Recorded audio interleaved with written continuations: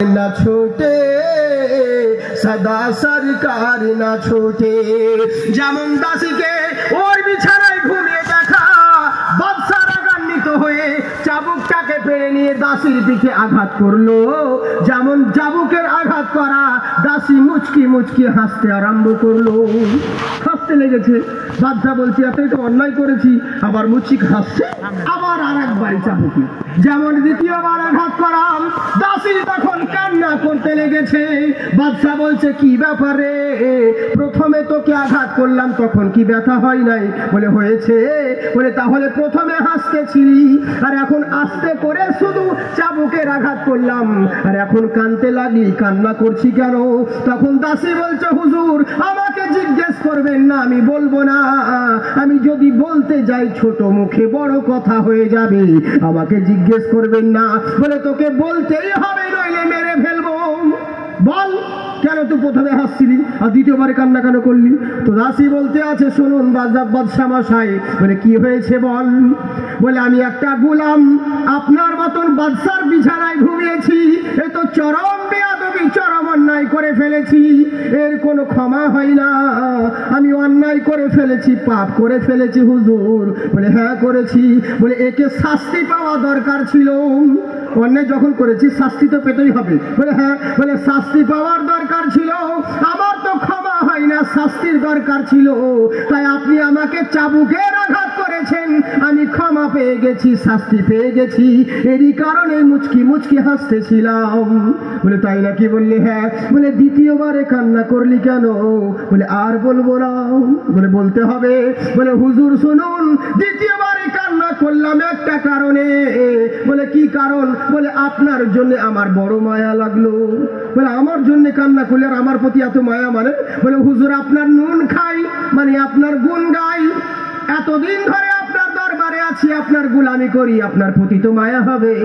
বলে হ্যাঁ বল কিসের জন্য দ্বিতীয়বারে কান্না করলি? বলে আপনার জন্য। বলে কেন? বলে হুজুর আমি আপনার বিছানায় কতক্ষণ ঘুমিয়েছিলাম বলুন তো? বলে কতক্ষণ? 1 থেকে 2 মিনিট। 1 থেকে 2 মিনিট কি হয়তো 2 থেকে 3 মিনিট হবে, এতটাই ঘুমিয়েছিলি।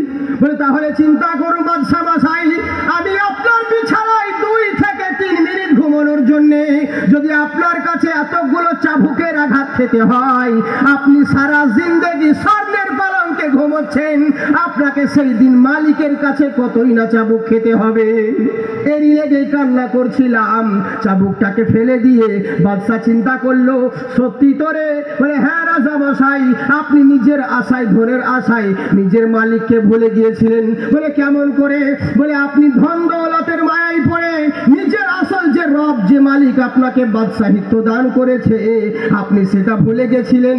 আপনি টাকার জোরে ভাবছেন পৃথিবীর মানুষ আমার কবিরাজ ভালো করে দিবে, কেউ আপনার অসুখ ভালো করতে পারবে না। যাকে ভুলে গেছেন তাকে একবার স্মরণ করুন, মুহূর্তের মধ্যে সব বাজি পেতে যাবে। তাই আমার আল্লাহ পাক বলে বান্দারে, এর জন্য অন্য ধর্মের কিতাবে বলা হয় ওম জগদ্ধত্তিময়ী সর্বেষ্টমী ভূমণ্ডলম পধারিত নমো নমঃ ওম গুরু মূর্তি ভক্তি পূনম পূজাতনম। পৃথিবীর বুকে হে বৎসরা, হে জগতের প্রতিপালক মহান স্রষ্টার তরফ থেকে একজন দূত, যে মহান রসুল পৃথিবীর বুকে আগমন হয়েছে। বনে জলে জঙ্গলে যে কোনো সমস্যায় যদি পড়ো, একবার ভক্তি সহকারে ওই মহান গুরুর নাম যদি জপতে পারো, তোমার সব সমস্যার সমাধান হয়ে যাবে। ওরে বিশ্ব জগতে ঘুরিলে যার জোড়া পাবে না, ওরে বিশ্ব জগতে ঘুরিলে যার জোড়া পাবে না, আমার নবীর মতো আর নবী হবে না। সুবহানাল্লাহ বলেন না, এইভাবে চলবে না। এখনো মাইক হলো না, হালকা এদিকে ইকো দাও বক্সে। খেয়াল হচ্ছে অসুবিধা হয় না আপনাদের? মোহাব্বতে জোরে বলেন সুবহানাল্লাহ। হাসছে আকাশ, খেলছে বাতাস, গাইছে পাখি নবীর নাম, আপন মনে খোদার ধ্যানে পড়ে তারা শুভ শাম। হাসছে আকাশ, খেলছে বাতাস, গাইছে পাখি নবীর নাম। আপন মনে খোদার ধ্যানে পড়ে তারা শুভ শাম। ওরে সেই নবীজি ধরাই এসে দিলেন খোদার ঠিকানা। ওরে সেই নবীজি ধরাই এসে দিলেন খোদার ঠিকানা। আমার নবীর মতো আর নবী হবে না, আমার নবীর মতো আর নবী হবে না। জোরে বলেন সুবহানাল্লাহ। শুধু আমরা নয়, পৃথিবীর বুকে সবাই বলতে থাকে আমার বিশ্ব নবী কত আদর্শ। দেখো ওই নবী কোন নবী, ওনাকে পেলে কোথায় যেতে হবে, আর নবীকে চিনবই বা কেমন করে। গীতার মধ্যে আমার নবী মুস্তাফার কথা বলা হয়েছে। ওম পরমানতং পধারিত অপয়নিত বিষ্ণু দশা ওম গর্ভেষ্টমি মাসুমতি। বিশ্ব নবী যেই মক্কা শহরে বড় বংশে জন্মগ্রহণ করবে, ওনার বাপের নাম হবে বিষ্ণু দাসা। বিষ্ণু দাসা সংস্কৃত ভাষা। যাকে বিষ্ণু দাসা মানে হচ্ছে প্রভুর দাস, স্রষ্টার দাস। বাংলায় বলি আল্লাহর গোলাম, আরবি করলে যার নাম হলো আব্দুল্লাহ। জোরে বলেন সুবহানাল্লাহ। অরিজিনাল কয়গুলো যেমন যেমন আব্দুল্লাহ, যেই মানবী মুস্তাফা যার গর্ভে 10 মাস 10 দিন লালন পালন হবে, ওনার মায়ের নাম হলো সুমতি, মানে হচ্ছে সুন্দর মন। আরবি করলে যার নাম হলো আমিনা। নবী মুস্তাফার মায়ের নাম আমিনা, নবী মুস্তাফার বাবার নাম হলো আব্দুল্লাহ। কুরাইশ বংশে মক্কা শহরে জন্ম নিবে। ওম দাদা সাম রবিউল আউয়ালাম সুবহে সাদাকাম। পৃথিবীর বুকে রবিউল আউয়াল মাসে সুবহে সাদিকে বিশ্ব নবী জন্মগ্রহণ করবে। ওই নবীকে যদি কাছে পৌঁছাতে পারো তাহলে তুমি হেদায়েত পাবে। সবাই জিজ্ঞাসা করলো বিশ্ব নবীর কথা জানলাম, কিন্তু বিশ্ব নবী মক্কা শহরে অনেক ছেলে জন্ম নিবে, বিশ্ব নবীকে চিনবো কেমন করে? মক্কাতে তো অনেক ছেলে জন্ম নিবে, কিন্তু বিশ্ব নবী সেটা ওনাকে জানবো কেমন করে, উনাকে চিনবো কেমন করে? তো কত সুন্দর কথা বলছে শোনো। ওম কোটি কোটি পরমানতং অপয়নিত অতি সুন্দরম। পৃথিবীর বুকে কোটি কোটি রকমের সৃষ্টি রয়েছে, হাজারো কোটি কোটি রকমের মানুষ রয়েছে, কিন্তু জেনে রাখো বিশ্ব নবী হলেন সবার থেকে আলাদা। কাউরির সঙ্গে এক্সাম্পল দিবে, উদাহরণ দিবে, নবীর মতন ওই লোকটা, নবীর মতন এই জিনিসটা, নবীর মতন ওই জিনিসটা উদাহরণ দিবে, এক্সাম্পল দিবে, এমন কোন সৃষ্টি মহান স্রষ্টা তৈরি করেন নাই। বিশ্ব নবীকে যদি অন্ধকার জায়গায় দাঁড় করিয়ে দাও, নবীর বডির আলোতে সারা পৃথিবী আলোকিত হবে।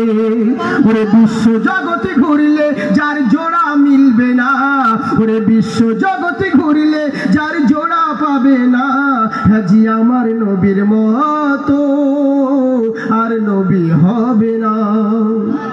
তাই বলছে শোনো, এটা তো জানলাম বিশ্ব নবী সবার চাইতে সুন্দর হবে, কিন্তু বিশ্ব নবী সাইজে কেমন হবে? লম্বা হবে না বেটে হবে না কেমন হবে? ওম পূর্মিদম পূর্ণ নমো হা পূর্ণ মদচ্যুতে নমস্তুতে। পৃথিবীর বুকে জেনে রাখো ওই বিশ্ব নবী না লম্বা হবে না বেটে হবে, মিডিয়াম সাইজের মহামানব হবে।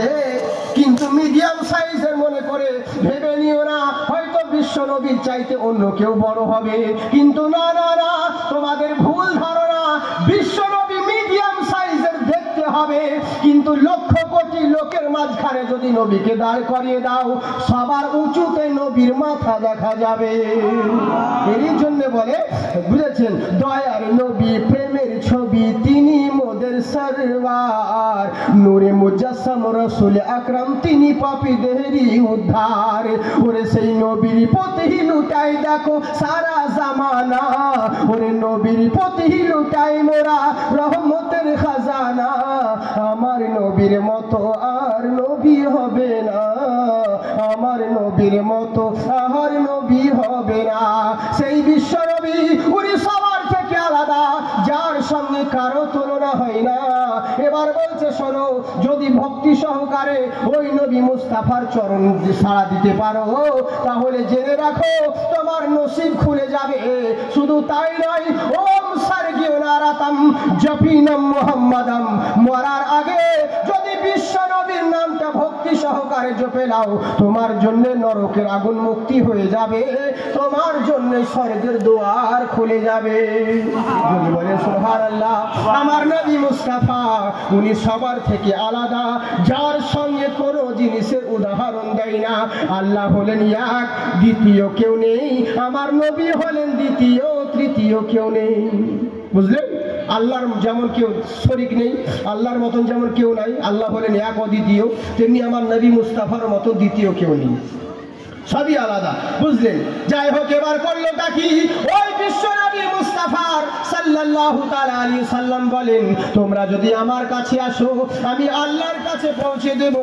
তাই আল্লাহকে ভুলে গেছিল বাদশা, এবার বিপদে পড়ে দাসীর কথা শুনে বিছানায় শুয়ে এবার আল্লাহ আল্লাহ করে। এখান থেকে ছেড়েছিলাম, অসুবিধে নেই, যেদিকে যাই আবার মাল ঠিক লাইনে চলে আসবে, প্রবলেম নেই। হ্যাঁ, চিন্তার কোনো কারণ নেই। এখনো তো বক্তব্য স্টার্ট করিনি, বলবো না ছেড়ে দিব? না না না না হবে না, বলবো? কতক্ষণ বলবো? সারা রাত। হ্যাঁ, বাপের জিনিস তো, অসুবিধে নেই, যাকে প্রবলেম নেই। হ্যাঁ, ইনশাল্লাহ বলার চেষ্টা করছি। আমি আসলে খুব ক্লান্ত, আমার আওয়াজ শুনে বুঝতে পারছেন গলার আওয়াজ বসে গেছে।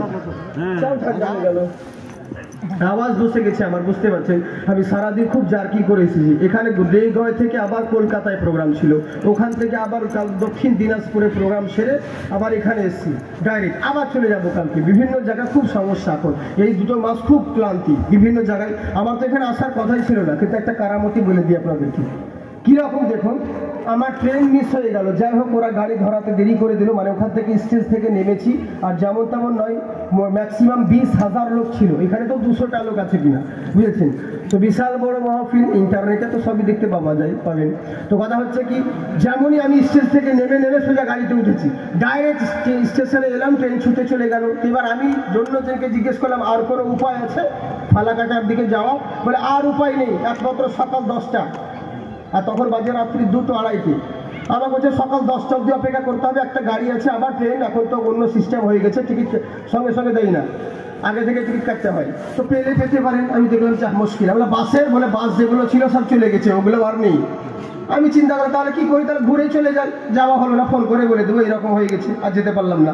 নিয়ে অন্য গাড়িতে উঠলাম যে আমি মেন বাস স্ট্যান্ডে যাই। তখন আমি আমার ড্রাইভারকে ফোন করে তখন ডেকে নেবো, গাড়ি চলে যাবো আমার মুর্শিদাবাদ ঘরে। মালদাতে তখন আমি ছিলাম রাত্রিতে। নিয়ে এবার করলো কি, এসে আমি এবার গাড়িতে চড়ে গেছি বাস স্ট্যান্ডে নামবো বলে, কিন্তু গাড়িতে নেমে যাওয়া যখন কন্ট্রাক্টর বলছে কোথায় যাবে, ফালাকাটা এমনি বলছে না, ফালাকাটা মানে এই গাড়ি কোথায় যাবে? বলে ফালাকাটা যাবে না। যা, আমি তো ঘর যাওয়ার জন্য গাড়ি ধরেছিলাম, ফালাকাটারই ধরলাম। কখন পৌঁছাবে বলে একটা ধরেছে, যখন পৌঁছাবে পৌঁছাক, আমি এখন ঘুমোই। চলো, বুঝলেন তো? এই হচ্ছে ব্যাপার। মালিক নিয়ে আসবে এখানে, সেখানে রাজি আছে। মহবুবের প্রোগ্রাম অপমানিত কোনোদিন হতে দেয়? বুঝলেন? আর সেই গাড়িটাই পেলাম। এরই জন্য বলে ভাগ্যের চাকা কেমন করে ঘুরে আপনি বুঝতেই পারবেন না। বুঝলেন? দেখুন কিভাবে কি হচ্ছে।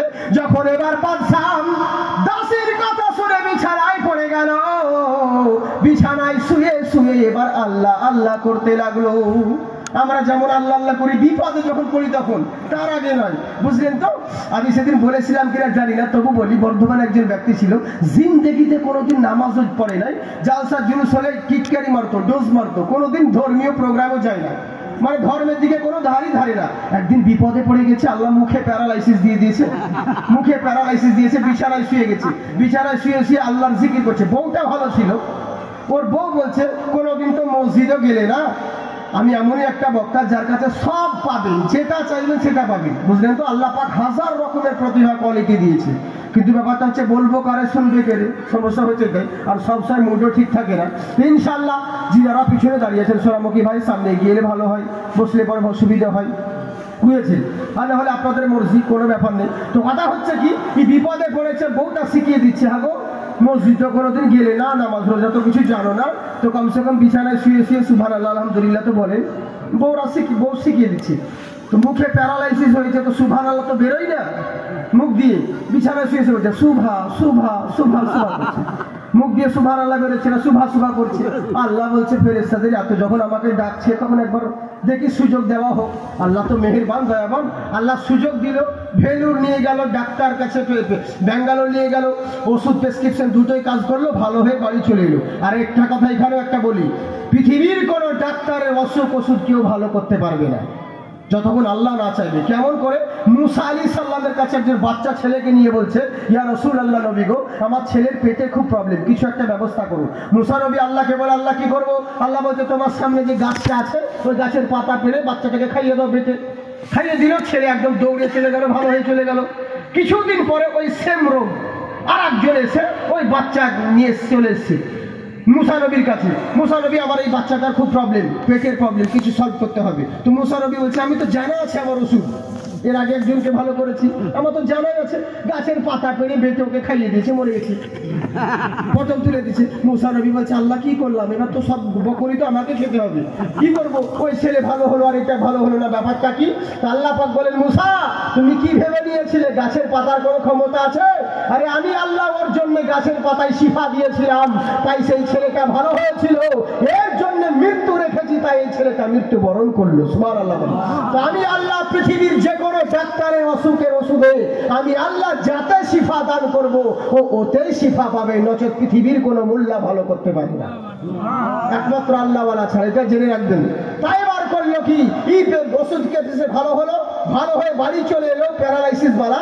এসে কি বলছে জানেন? হবে নামাজ পড়ে আর কে বড় লোক হয়েছে? রোজার কারা রাখে, যাদের ঘরে খাবার নেই তারা রোজা রাখবে। মিলাদ জালসা শুনে আর কি লাভ হবে? আল্লাহ বলছে, কি ব্যাপার? ফেরেশতারা বলছে, আল্লাহ ভেবেছিলাম ভালো হবে, মাল কিন্তু খারাপ হয়ে গেল। বলে আর একবার লে, আর একবার নিয়েছে, এবার হাফ প্যারালাইসিস, তখন তো মুখে ছিল, এবার অর্ধেক বডি প্যারালাইসিস। আবার বিছানায় শুয়ে গেছে, আবার বিছানায় শুয়ে শুয়ে বাস বউ শিখিয়ে দিয়েছে সুবহানাল্লাহ। তো যাও বা সুবহানাল্লাহ থেকে সুভা বেরোচ্ছিল, এখন সুভাও বেরোই না, সু সু সু করে চেঁচাচ্ছে। ওর চেঁচানোর জ্বালায়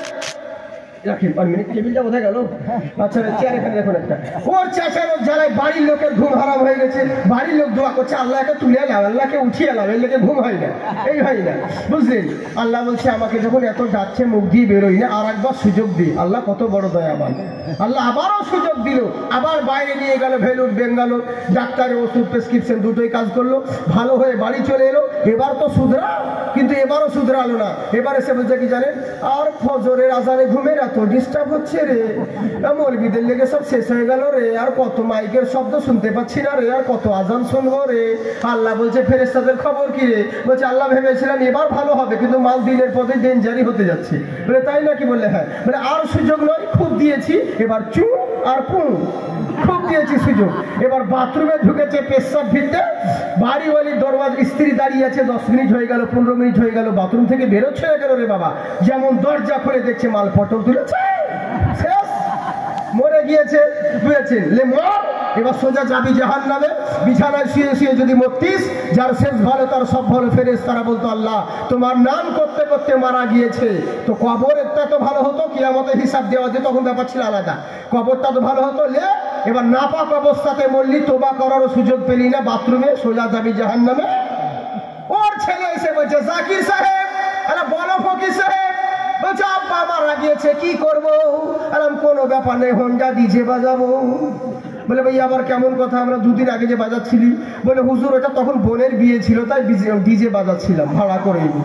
এখন তো বাপ মারা গেছে। আমরা তোকে কোন মৌলানা বলেছে বে যে বিয়ের সময় বক্স বাজাতে হয়, ডিজে বাজাতে হয়, আর মরার সময় বাজাতে হয় না?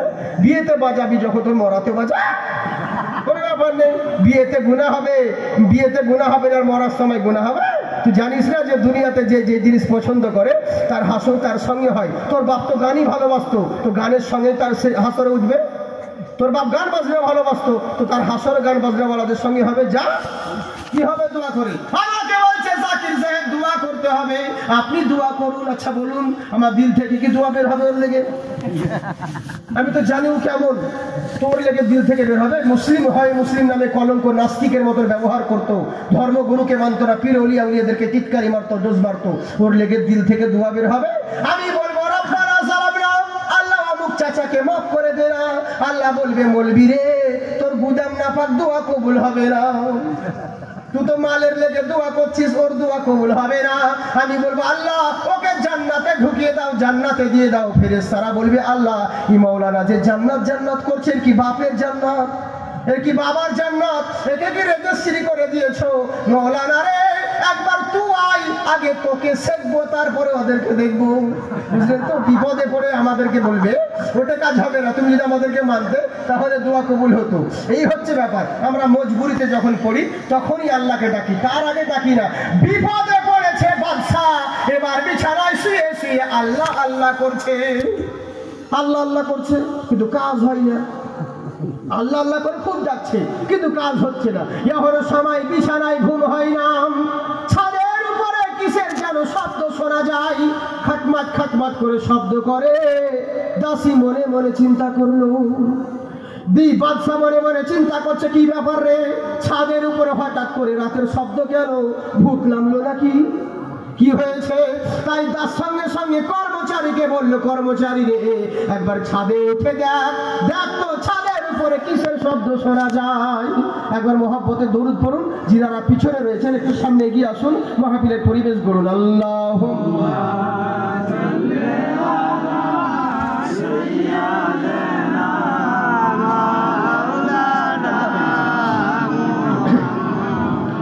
ولا يلا سيدنا محمد اللهم صل على سيدنا محمد ولا يلا سيدنا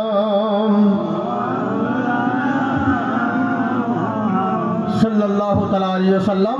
আল্লাহ পাক আমাদেরকে তৌফিক দান করুন। এরই জন্য বলে कि जब से নূরি কে তুমি চক্ষু দিলা সব দেখিতে, দিলে না তো তোমায় দেখার অধিকার। সুবহানাল্লাহ বলে। মালিকের কাছে একজন চক্ষু কান্না করছে আর দোয়া করছে যে আল্লাহ এই চোখ দিলে, যার লেগে চোখ পেলাম তারই দিদার পেলাম না। তাই আফসোস করে বলছে তুমি চক্ষু দিলা সব দেখিতে, দিলে না তো তোমায় দেখার অধিকার। আল্লাহ আমার এত সুন্দর এই নয়নের ছিল কি দরকার, মালিক ছিল কি দরকার। সুবহানাল্লাহ বলেন। এই দুনিয়ার এত আলো অন্ধ হয়ে রইলাম, তবু আলো নিয়ে আমি কিছুই না দেখিলাম। এই দুনিয়ার এত আলো অন্ধ হয়ে রইলাম, তবু আলো নিয়ে আমি কিছুই না দেখিলাম। তোমায় দেখার আশার তরে, তোমায় দেখার আশার তরে, তোমায় দেখার আশার তরে, তোমায় দেখার আশার তরে সাজাইলাম সংসার।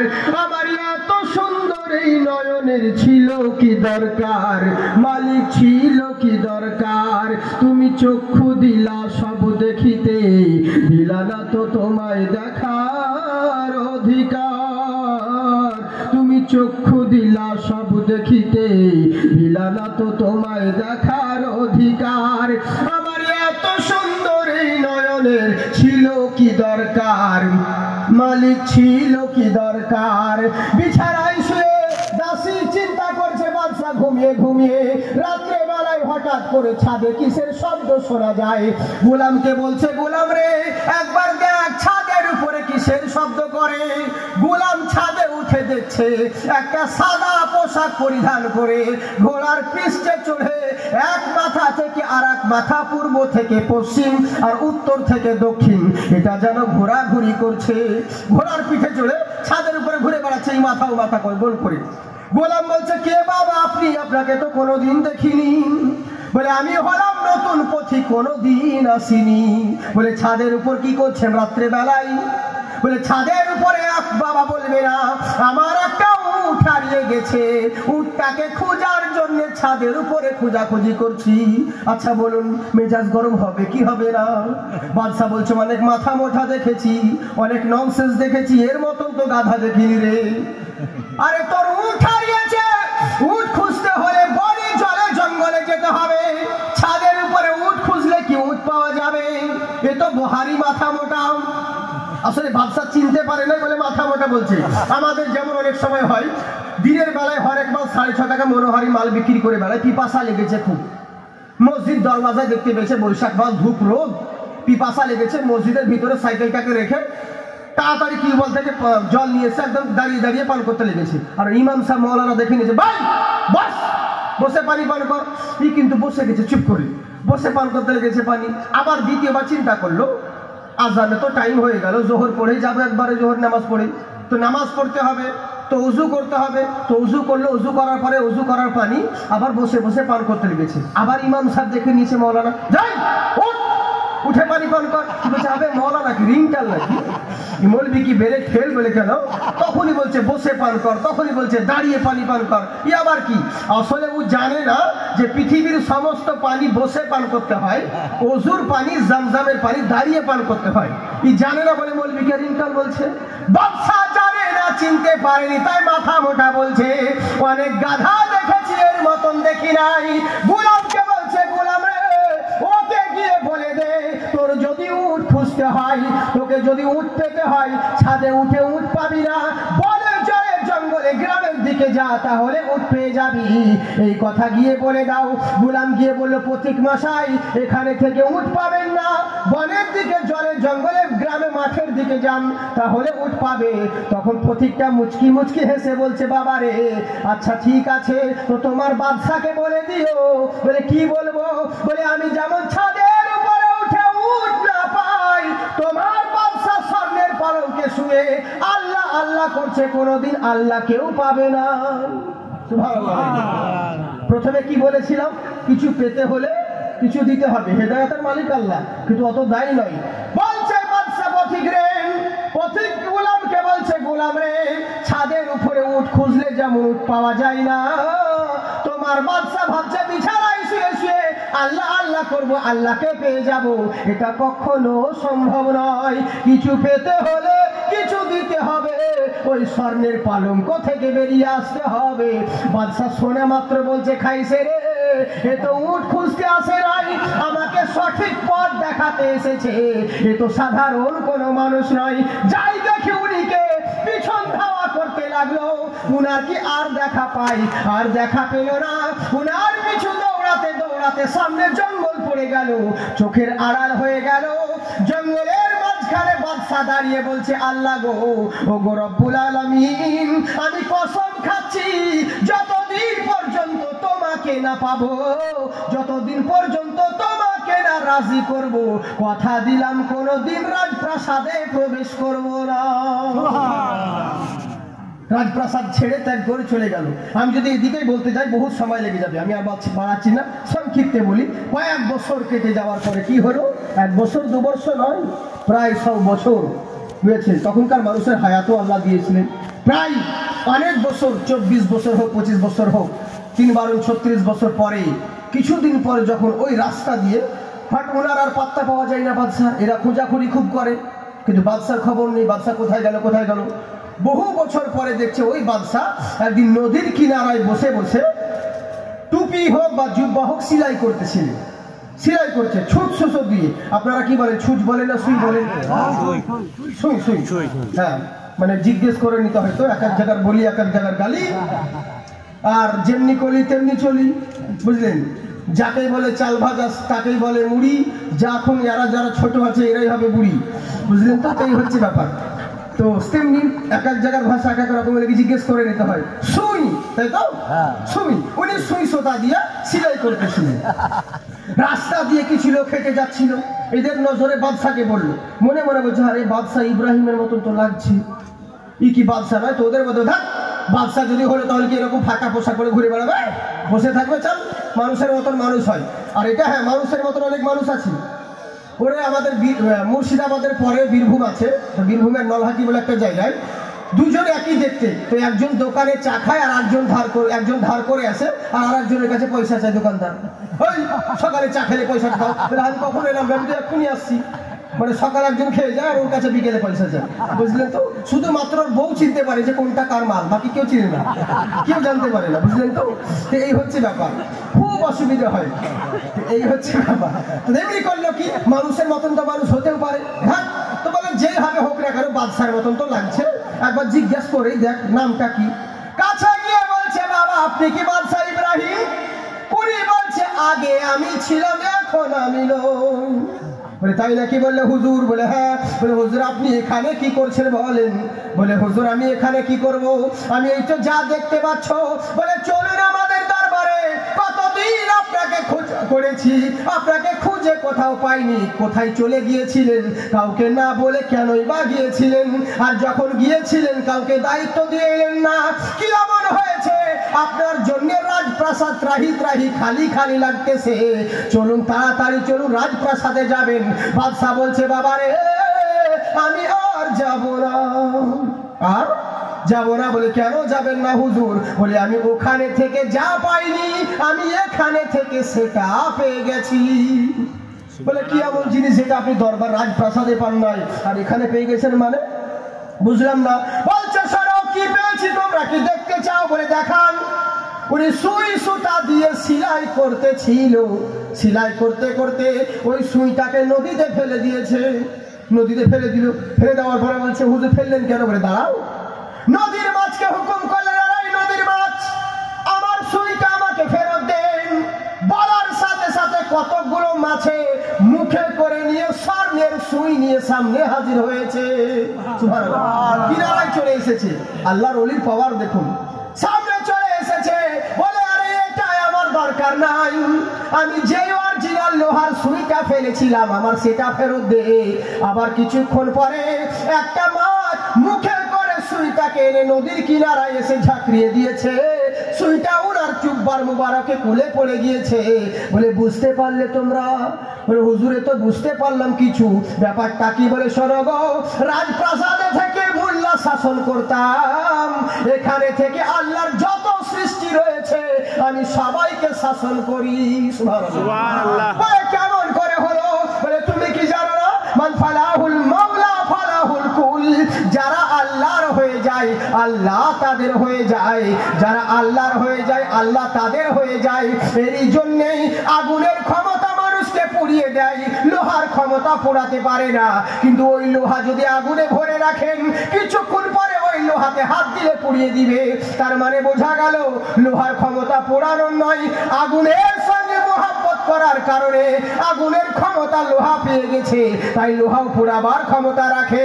তো যারা আল্লাহর হয়ে যায়, পশু পক্ষী পৃথিবীর প্রতি হুকুম চালাবার ক্ষমতা একমাত্র আল্লাহর, কোন মোল্লার নয়। কিন্তু আল্লাহর প্রেমে যদি ডুবে যায় ওই আল্লাহর পাওয়ার ওলিয়া উলিয়াদেরকে আল্লাহ দিয়ে দেন, ওই ক্ষমতা ওলি আউলিয়ারাও পর্যন্ত রাখতে পারে।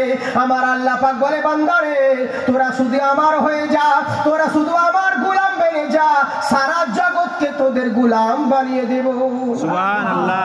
তোরা শুধু আমার হয়ে যা, সারা জগৎ তোদের গোলাম বানিয়ে দেব। তবে হ্যাঁ শোন, কি দিই নাই তোদেরকে? আজকে পেট্রোলের খনি দিয়েছি মুসলিমের তলায়, ডিজেলের খনি, সোনার খনি ইত্যাদি দামি দামি যত খনিজ দ্রব্য আমি সবই দিয়েছি মুসলমানের পায়ের তলায়। আমার আল্লাহ পাক বোঝাতে চাইলেন বান্দারে জগৎকে নেতৃত্ব দেওয়ার জন্য যা যা দরকার লাগে আমি আল্লাহ সবই দিয়ে দেব। শর্ত হলো একটা, তোরা শুধু আমার গোলাম বেনে যা, সারা জগৎকে তোদের গোলাম বানিয়ে দিব। কিন্তু হ্যাঁ, যদি তোরা আমার নাফরমানি করিস, যদি তোরা আমার না হোস, যদি তোরা আমার কথা না মানিস, তাহলে তোদের ক্ষমতা, তোদের মাল, তোদের পাওয়ার কেড়ে নিয়ে অন্য জনের হাতে দিব, আর অন্য জনের হাতে তোদেরকে শায়েস্তা করব। বুঝলেন? এরই জন্য মোদিকে দোষ দিলে হবে না। আমরাই তো আমার লই, সব জায়গায় বলছে। বাংলাদেশে আমি সেদিন গিয়ে বলছে হুজুর তাহলে বলেন কিছু বলবেন, একটু দোয়া করবেন, আমার ছেলে পিলে আমার কথা শোনে না। কেউ বলছে স্বামী স্ত্রী ব্যাপারে কথা বলবেন, স্বামী বলছে স্ত্রী আমার কন্ট্রোলে থাকে না। সবাই একটাই প্রবলেম। মাস্টার বলছে ছাত্র আমার কথা শোনে না, কারখানার মালিক বলছে আমাদের কথা শোনে না। সেদিন এক নেতা আমাকে বলছে জাকির ভাই তাহলে বলুন, বলে আপনারাই ভালো আছেন। বলে কেন? বলে আমরা যাদেরকে হাতে তুলে রাজনীতি করা শিখালাম তারা এখন ঘুরিয়ে আমাদের বিরুদ্ধে মিছিল করছে। মানে সবারই একই প্রবলেম, কেউ কাউকে মানি না। এর একটাই অসুখ কি জানেন? আমি তো আমার মালিককে মানি না, তো আমাকে কে মানবে? আমি আমার মালিকের কন্ট্রোলে থাকি না, তাই তো আমার বউ কন্ট্রোলে থাকে না। আমি আমার মালিকের কথা শুনি না, এই লাগে আমার ছেলে আমার কথা শোনে না। আমি যেদিন মালিকের নাফরমানি করতে লেগেছি, দুনিয়া আমার নাফরমানি করতে লেগেছে। আমি যখন মালিকের ফরমাবরদারি করব, সারা দুনিয়া আমার ফরমাবরদারি করবে। আমার আল্লাহ পাক বলে, বান্দারে শোন, তোরা যদি হোস নবীর দিওয়ানা, চুমবে কদম সারা জামানা।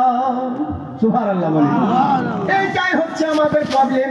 শুধু গাল দিচ্ছি অমুক নেতাকে, কাউকে গালি দিয়ে কোনো লাভ হবে না, বুঝলেন তো? নিজের টাকে দেখো। অনেকজন বলছে, হুজুর জাকির সাহেব, বলো বাবা কি হয়েছে? বলে এত দোয়া করছি, কাজ কেন হয় না? বলে কি করে হবে?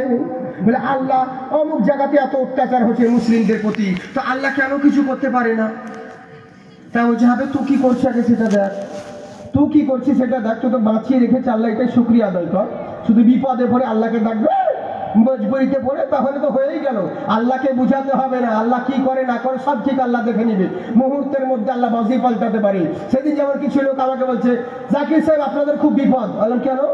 বলে এনআরসি যদি হয় তাহলে তো আপনাদের মুশকিল, আপনাদের টুপি দাড়ি দেখে বুঝে নিবে, মুসলমান সোজা ডিটেনশন ক্যাম্পে ভরবে।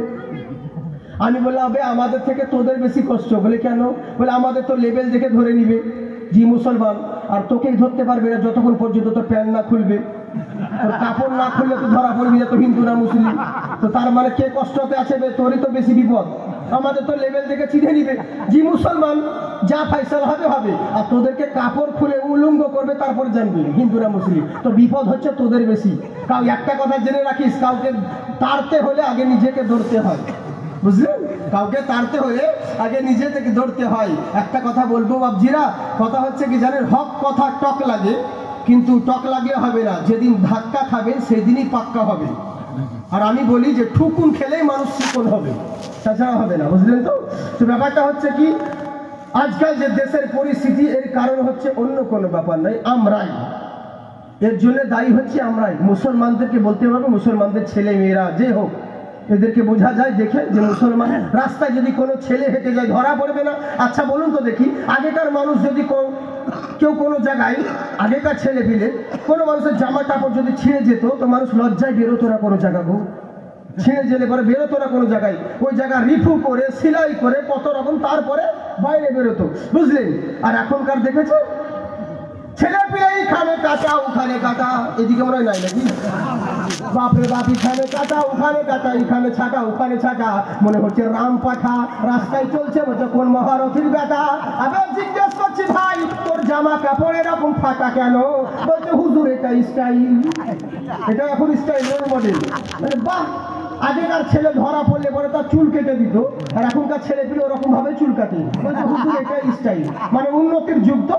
আগেকার মানুষ বোকা ছিল, সেদিনকে বলছিলাম, আগেকার মানুষ বোকা ছিল বলে বসে পেশাব ফিরত। এখন মানুষ শিক্ষিত হয়েছে, উন্নতি হয়েছে, তাই দাঁড়িয়ে পেশাব ফিরছে। আর কিছুদিন পরে আরো শিক্ষিত হবে, উন্নতি হবে, বাপের মাথায় পেশাব ফিরবে, বুঝলেন? এই তো হচ্ছে ব্যাপার। অন্যায় করছে কিন্তু আমরা বুঝতে পারি না। শুধু ওদেরকে বললে হবে না, মেয়েদেরকেও দেখুন, রাস্তা দিয়ে কোন মুসলিম ছেলেরা গেলে চিনতে পারবেন না সেলিম যে ছেলে না সেলিমা যে ছেলে, বুঝা যায় না, কেরিম না কেরিমা, সেলিম না সেলিমা, বুঝতেই পারবেন না। আমার কথা হচ্ছে, কে কি করছে আমার দেখা দরকার নেই। আমার মুসলমান, আমার মা বোনকে এরকম ব্যবহার করবে, এরকম কেন পোশাক আছে, তাই তো? এই হচ্ছে ব্যাপার। কিন্তু আফসোসের ব্যাপার, বলতে গেলে যা ইচ্ছে তাই, আল্লাহ যে সময়টা দিয়েছে ওই সময়টাকে ফালতু অতিবাহিত করলে হবে না। এর লেগে বলে, দুনিয়া হে খোদা কি চালাতে মুস্তাফা। সুবহানাল্লাহ বলে, কত সুন্দর কালাম দেখুন, পয়সা দিয়েও দাম দিতে পারবেন না, এত মূল্যবান কথা। কারা কারা শুনবেন হাত ওঠান, কারা কারা নাজরা না দিবেন? আমি জানি, বাস ঠিক আছে।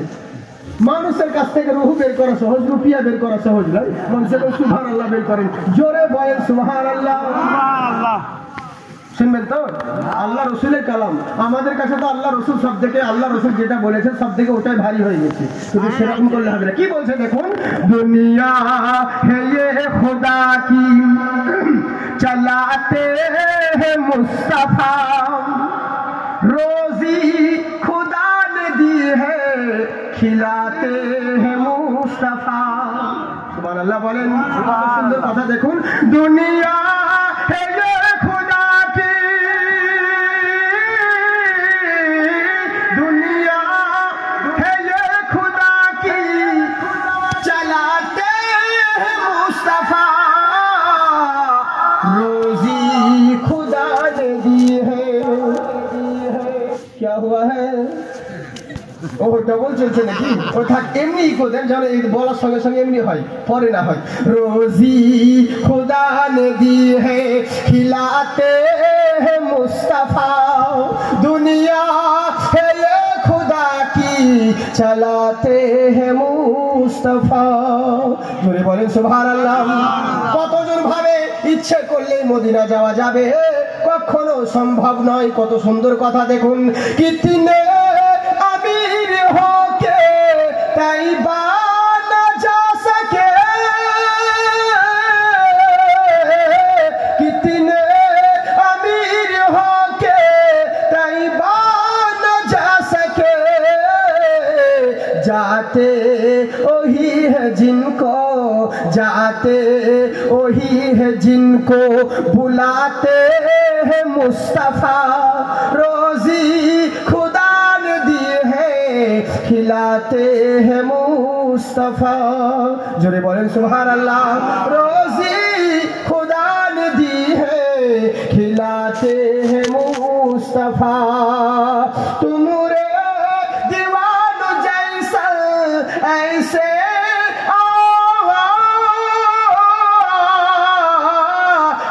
कितने अमीर होके तैयबा न जा सके जाते वही है जिनको जाते वही है जिनको बुलाते हैं मुस्तफा रोजी खुदा ने दी है जिलाते हैं मुस्तफा ताई हमारा বলে বান্দা শোনো মাতা কুমুর রসুলু ফাকুজুহু ওয়া মা নাহাকুম আনহু ফান্তাহু আল্লাহর রাসূল যেটা দেন সেটা গ্রহণ করো আর যেটা থেকে নিষেধ করেন তা থেকে দূরে থাকো এবার বলুন বক্তব্য স্টার্ট করব না ছেড়ে দিব না না বলেন টেলারে অনেক সময় চলে গেল বলেন অনেক দূর দারাজ থেকে লোক এসে আর বাড়ি যাবে না তোমার না না যাবে না খিদে লাগেনি এদের বলেন যদি আল্লাহ পাক বলায় তাহলে তো বিরিয়ানি থেকে ভালো খাবার আমি দিতে পারি তার জন্য না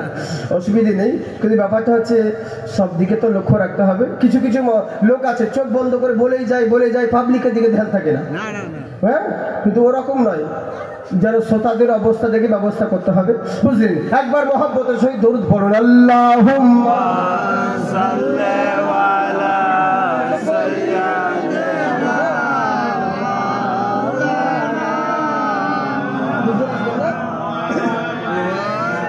সাইয়্যিদিনা মুহাম্মদ সাল্লাল্লাহু তাআলা আলাইহি ওয়াসাল্লাম মাশাআল্লাহ জয় হোক হ্যাঁ ইনশাআল্লাহ হুজুর আসুক তারপর ইনশাআল্লাহ নিউ মানকাবাত আপনাদেরকে শোনাবো এই যে আমার আগে বক্তব্য দিয়েছিলেন হুজুর আমার ওনার মূল্যবান বক্তব্য শুনলেন এবার আসুন আমি মেন যে কথা বলতে যাচ্ছিলাম আমার বক্তব্য শুরু করা যায় আর সময় নিয়ে লাভ নেই আর 10 মিনিট বলবো শুনবেন তো আধা ঘন্টা 1 ঘন্টা যদি হয়ে যায় হোক না আচ্ছা বেশ ঠিক আছে সব সামনেকার লোক বলছে কিন্তু ওরা বলছে না কি শুনতে সবাই বলছে তো বাহ বাহ বাহ বাহ রহমত কা লুটে খজিনা ও চলো শহরে মদিনা हाँ जोरे बोले सुभानाल्लाह जी ताई बार করলোটা কি নবী মুস্তাফা সাল্লাল্লাহু তাআলা আলাইহি ওয়াসাল্লাম কোরআনের আয়াত হলো কি যে আল্লাহ রাসূল যেটা দিয়েছেন সেটা গ্রহণ করো যেটা থেকে নিষেধ করেছেন তা থেকে তোমরা দূরে থাকো কেমন আল্লাহর মহব্বত কেমন আল্লাহ রাসূল কি দিয়েছেন লক্ষ্য করুন আল্লাহ রাসূল বলেছেন বাপ মাকে কখনো ভারী মনে করবে না বাপ মার পদতলে তলে সন্তানের জান্নাতের ঠিকানা। কিন্তু আমাদের কাছে হয় কি, বাপ মায়ের সব থেকে বেশি ভারী, তাই না? একটা লোকের চারটে ছেলে ঘুম করে, বাবা ঘুমের ওষুধ খেয়ে নিয়েছিল, পাওয়ারওয়ালা ওষুধ ছিল তো অজ্ঞান হয়ে গেছে, জ্ঞান হারিয়ে ফেলেছে, আর বাবা শুয়ে গেছে। ছেলেরা ধাক্কা ধুক্কি মারছে, ভাবছে বাবা সাড়া দেয় না, তার মানে বাবা পটল তুলেছে, মরে গিয়েছে ভাবছে। ছেলেরা আবার যুক্তি করছে, চারটে ছেলে তো, চার ভাই যুক্তি করছে, যা কাজ কর, বাবা তো অনেক কিছু রেখে গেছে আমাদেরকে, টাকা পয়সা জমি জায়গা দিয়ে, তো বাবাকে দামি কাঠ দিয়ে পোড়াবো। কথা করে শুনুন, ওই যে দামি কাঠ দিয়ে পোড়াবো, চন্দন কাঠ দিয়ে। বলে কোনো ব্যাপার নেই। তো 2 নাম্বার ছেলেটা যুক্তি করছে, অত কষ্ট করে কি লাভ, বাবা তো মারাই গিয়েছে, পুরাতন বটের গাছটা আছে, চল নিয়ে গিয়ে পুড়িয়ে দেবো। তো 3 নাম্বার ছেলেটা বলছে, বাবাকে তো শ্মশানে নিয়ে যেতে হবে, তো কিছু ভাড়া কর, অটো হোক, কোনো লরি হোক, ট্রাক, কিছু তো ভাড়া করতে হবে, নিয়ে যেতে হবে শ্মশানে। তো 4 নাম্বার ছেলেটা বলছে, অত কষ্ট করে কি লাভ, বাবা তো মারাই গিয়েছে, তালায় পাটিতে জোড়েলে সাইকেলের ক্যারিয়ালে পিছনে বেঁধে নিয়ে চলে যাবে। তা করতে ওর বাবার জ্ঞান ফিরে গেছে। ওর বাবা বলছে, তোদের অত কষ্ট করে কি লাভ, আমি হেঁটে যেছি, চ আমাকে ঘোরাবি। বুঝলেন, মানে বাবা আমাদের কাছে কত ভারী হয়ে গেছে আজকাল। যার জন্য আমি বলি যে 10 মাস 10 দিন মায়ে গর্ভে দিছে ঠাই, রক্ত মাংস খাইয়া মায়ের ভাবে আইলাম ভাই, ভূমিষ্ঠ হইয়া আমি উঠিলাম কান্দিয়া, শান্ত করিল মায়ে বুকের দুগ্ধ দিয়া। সুবহানাল্লাহ বলেন। আমাকে এক ভাই বারবার বলছিলেন যে ওটা বলবেন অবশ্যই, বেশ ঠিক আছে, সময় পেলে বলবো, তবে একটা লাইন, বেশি বলবো না। ওরে সন্তানেরই প্রসব হলো, বুক ভেসে যাই নয়ন জলে রে, ও মা সন্তানের লইয়া কোলে ভুলে প্রসব যন্ত্রণা, দুঃখের দরদি মা জন্ম দুঃখিনী মা, দুঃখের দরদি আমার জনম দুঃখী মা। সুবহানাল্লাহ বলেন। মা কি জিনিস দেখুন, মা যখন সন্তান বাচ্চা নিয়ে থাকে, ছেলে নিয়ে মা ঠিক মতন খেতে পর্যন্ত পায় না। যখন মায়ের পেটে বাচ্চা থাকে, বাচ্চা কোলের পেটের ভিতরে রয়েছে, মা সবাইকে খাইয়ে দাইয়ে দেওয়ার পরে নিজে মনে করেছে আমি 2টো ভাত খাই, থালাতে ভাত নিয়ে যখন মুখে তুলতে যাবে, ওই সময় বাচ্চা পেটে আঘাত করে দিয়েছে। মায়ের প্রসব বেদনা শুরু হয়ে গেল, চোখের পানি গড়তে লাগলো, মুখের ভাত থালায় থেকে গেল, আর খেতে পারলো না। আবার মা বিছানায় পড়ে গেল, আবার রাত্রি হয়ে গেছে, সকলকে খাইয়ে দাইয়ে ঘুম পাড়িয়ে দিয়েছে। নিশুতি রাত্রি বেলায় মা কি করেছে, বিছানায় ঘুমোবো বলে যেমন ঘুমিয়েছে, ওই সময় বাচ্চা পেটে তুমি ছিলে, আবার পায়ের আঘাত করে দিয়েছো। মায়ের প্রসব বেদনা শুরু হয়ে যায়, মা জননী ঘুম আর হয় না, ওই রাত্রিতে চোখের পানি ফেলে, একবার খাটে পিঠ লাগাই, একবার বিছানায় পিঠ লাগাই, একবার দেওয়ালে পিঠ লাগাই, এইভাবে সারা রাত কেটে যায়। নিশুতি রাত্রিতে কেউ জানতে পারে না, সবাই ঘুমিয়ে থাকে। আমার আল্লাহ দেখেন, আল্লাহ বলছে, ফারিস্তারা তোমরা সাক্ষী থেকো, যেই মা সন্তান পেটে জন্ম দিলে ঠিক মতন খেতে পর্যন্ত পারে না, কিন্তু একটা মা যদি একটা সন্তান জন্ম দেয়, তার আমল নামায় রোজা রাখলে যত নেকি হতো, আমি আল্লাহ অতটাই নেকি দান করব। একটা মা জননী পেটে সন্তান থাকলে ঠিক মতন ঘুমোতে পারে না। আল্লাহ পাক বলেন, মা ঠিক মতন ঘুমোতে পারে না, কিন্তু জেনে রাখো, সারা রাত্রি মা জননী ইবাদত করলে যত নেকি হতো, একটা মা সন্তান জন্ম দিলে আমি আল্লাহ অতটাই নেকি দান করব। মাশাআল্লাহ, সুবহানাল্লাহ। আচ্ছা বেশ, রাখুন, আল্লাহ পাক জিন্দাবাদ রাখুন। উনি চিন্তা করলো যে আল্লাহ পাক বলছেন যে আমি আল্লাহ যদি এত কিছু দিতে পারি, তো তুমি তো তার গর্ভে জন্ম নিয়েছো, তোমার কি দেওয়া উচিত। তাই বলতে আছে, শোনো বান্দারে, ওই মাকে কোনোদিন ভুলো না, মায়ের আগ দিলে কখনো আঘাত দেবে না। আল্লাহ রাসূল এটাই শিক্ষা দিলেন, যার জন্য কি বলতে আছেন দেখুন, ওরে বিদেশে বিপাকে গোজার সন্তান মারা যায়, দেশের লোকে না জানিতে আগে জানে মাই। মাশাআল্লাহ, হাতের দরকার নেই, হাতে দিন তাও ভালো, মুসাফা আকবরুল্লাহ। कि 10 मास 10 दिन माए, শুক্রিয়া, कि 10 মাস 10 দিন মায়ে গর্ভে দিছে ঠাই, রক্ত মাংস খাইয়া মায়ের ভাবে আইলাম ভাই, ভূমিষ্ঠ হইয়া আমি উঠিলাম দিলাম কান দিয়া, শান্ত করিল হোমায়ে বুকের দুগ্ধ দিয়া। জোরে বলেন সুবহানাল্লাহ। হাত উঠিয়ে বলেন ইয়া রাসূলুল্লাহ। হাত উঠিয়ে সবাই মিলে বলেন। জি জি, যারা যারা মাকে ভালোবাসেন, নিজের মাকে ভালোবেসে হাত উঠে বলেন আল্লাহু আকবার। দুই হাত তুলে বলেন ইয়া রাসূলুল্লাহ। মাশাআল্লাহ, আমার মন বলে মা জননী যিনারা এখানে রয়েছেন, আল্লাহ পাক আপনাদেরকে জিন্দাবাদ রাখুক, আবাদ রাখুক। জি জি, আসলে মাদের জামানা খুব, মেয়েদের জামানা, ওরা সব জায়গা নিয়েছে। মুখ্যমন্ত্রী ওদের, পঞ্চায়েতের অফিস ওদের, শুধু ইমামতির জায়গা নিতে পারি, বাকি সব। আল্লাহ পাক এদেরকে আবাদ রাখুক। আর এই মাদের গর্ভে আমরা জন্ম হয়েছি, বুঝলেন? মা কি জিনিস দেখুন, মার মহব্বতে জোরে বলেন সুবহানাল্লাহ। ছেলে যদি বিদেশে, আমার দিকে ধ্যান দিবেন, ছেলে যদি বিদেশে কোনো কিছু হয়ে যায়, দুনিয়ার মানুষ যদি নাও জানতে পারে, মার কাছে টেলিফোন করতে হয় না, ইমেল করতে হয় না। কেউ বলুক আর না বলুক, মার হৃদয় এমনিতেই বুঝতে পারে, আর মনে বলে নিশ্চয় আমার সন্তানের কিছু হয়েছে। একেই বলে মা। সুবহানাল্লাহ। মাকে ভালোবেসে জোরে বলেন সুবহানাল্লাহ। মা কি জিনিস দেখুন, যে বিদেশে বিপাকে গোজার সন্তান মারা যায়, দেশের লোকে না জানিতে আগে জানে মাই। লজ্জাপতি গাছের পাতা ওটা দিলেই মরে, সন্তান হারা মার কলিজা ছটপট ছটপট করে। মা তো গেল লাইন ধরে। যাই হোক, মাশাআল্লাহ, মহব্বতের সহিত সুবহানাল্লাহ বলেন। আবাদ রাখুক, মাশাআল্লাহ, জিন্দাবাদ থাকুন। কত সুন্দর দেখুন, বিদেশে বিপাকে গোজার সন্তান মারা যায়, দেশের লোকে না জানিতে আগে জানে মাই। ওগো লজ্জাপতি গাছের পাতা ওটা দিলেই মরে, সন্তান হারা মার কলিজা ছটপট ছটপট করে। কারো অন্ধ আতুর ল্যাংড়া খোড়া হইলে কারো ছেলে, ধুলা ঝাইনা মায়ে আপন টান দিয়ালাই কোলে। কারো পুত্র যদি কুপুত্র হয়, মায়ে নাহি ফেলে, হাজার দোষ রাখিয়া গোপন মায়ে তবু পালে। ওরে মানুষই যে ভেবে বহালে, জান্নাত মায়ের চরণ তালে রে। ও তোরা দেখে বুখারী হাদিস খুলে করছে নবী ঘোষণা, দুঃখের দরদি মা জনম দুঃখিনী মা, দুঃখের দরদি আমার জনম দুঃখী মা। মহব্বতের সহিত জোরে বলেন সুবহানাল্লাহ।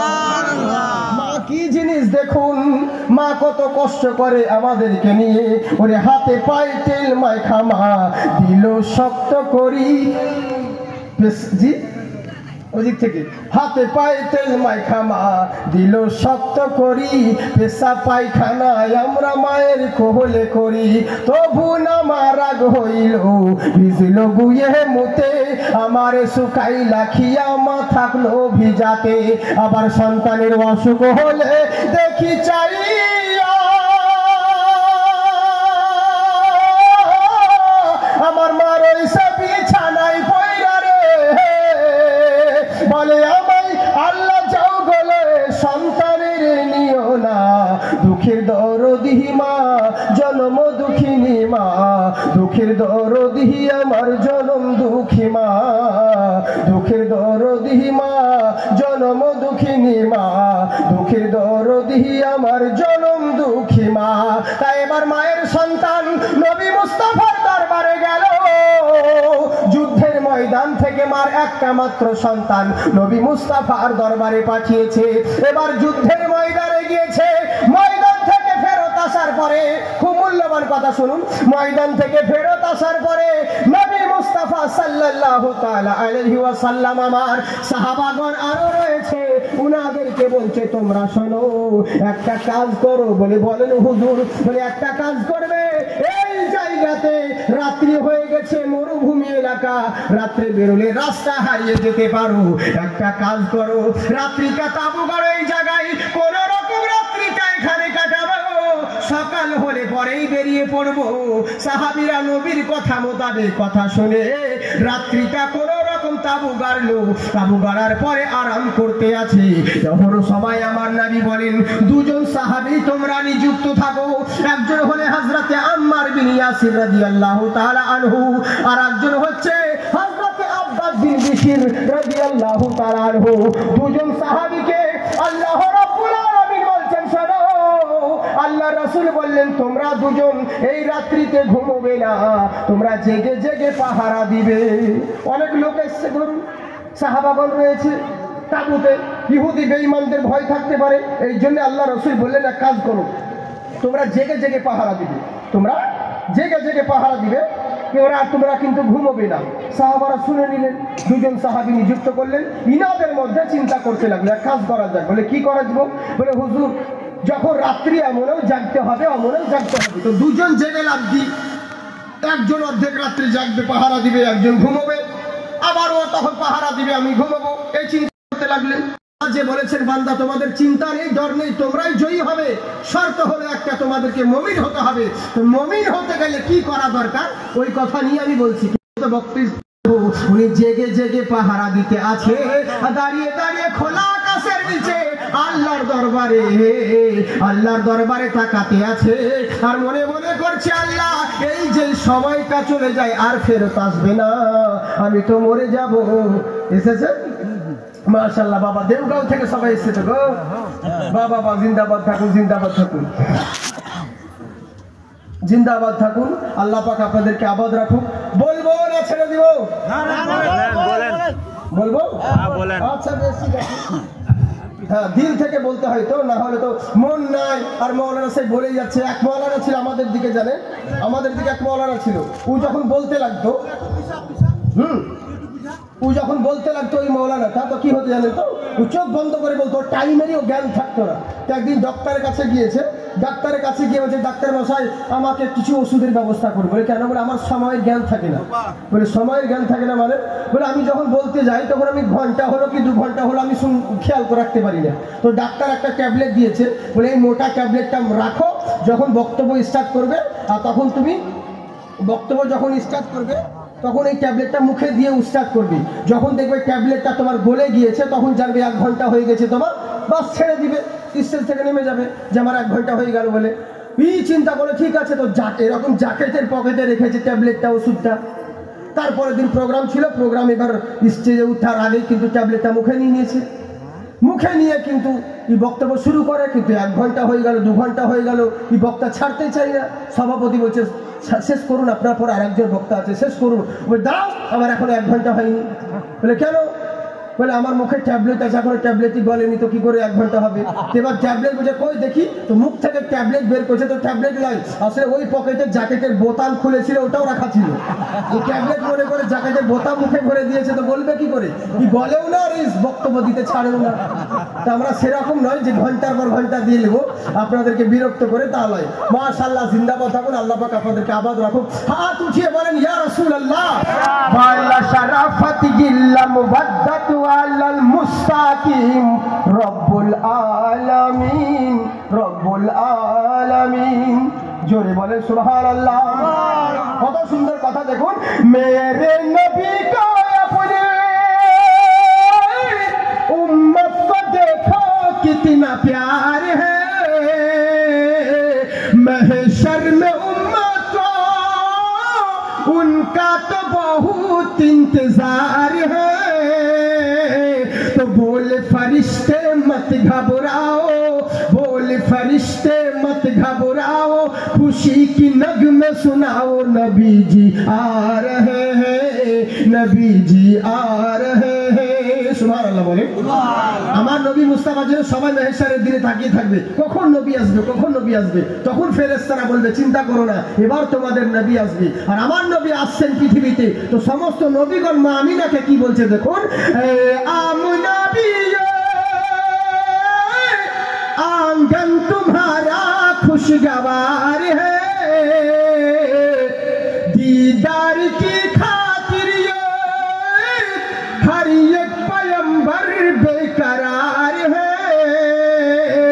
पत्थर जिनकी कलमा सुनाए, पत्थर जिनकी कलमा सुनाए, पेड़ भी सर को झुकाए, नबी जी आ रहे हैं, नबी जी आ रहे हैं, नबी जी आ रहे हैं, नबी जी आ रहे हैं। नबी मुस्ताफा साहाबी के बोलेন তুমি বাইরে দাঁড়িয়ে পাহারা দিবে। উনি খোলা আকাশের নিচে দাঁড়িয়ে আছে, আল্লাহর দরবারে বলে, ও গো রব্বুল আলামিন, রাত্রি তো অনেক হয়ে গেল, এমনেও তো জাগতে হচ্ছে, অমনেও পাহারা দিতে হচ্ছে, এখানে না কোনো শিয়ালের উৎপাত, না কোনো কাফের বেঈমানের জ্বালা, যখন রাত্রি জাগতেই হচ্ছে, শুধু শুধু ফালতু জেগে জেগে কেন কাটাবো, এর চাইতে ভালো আল্লাহ তোমার ইবাদত দিয়ে কাটিয়ে দিই। সুবহানাল্লাহ। কিন্তু আমাদের ছেলে পিলে কি করে, সময় নেই হুজুর, গেম খেলি, পাবজি আর পাবজি। তোর বাপ সময় দিয়েছিল তোকে যে যা গেম খেলে সময় কাটিয়ে দিবি? বলে হুজুর টাইম পাস করছি।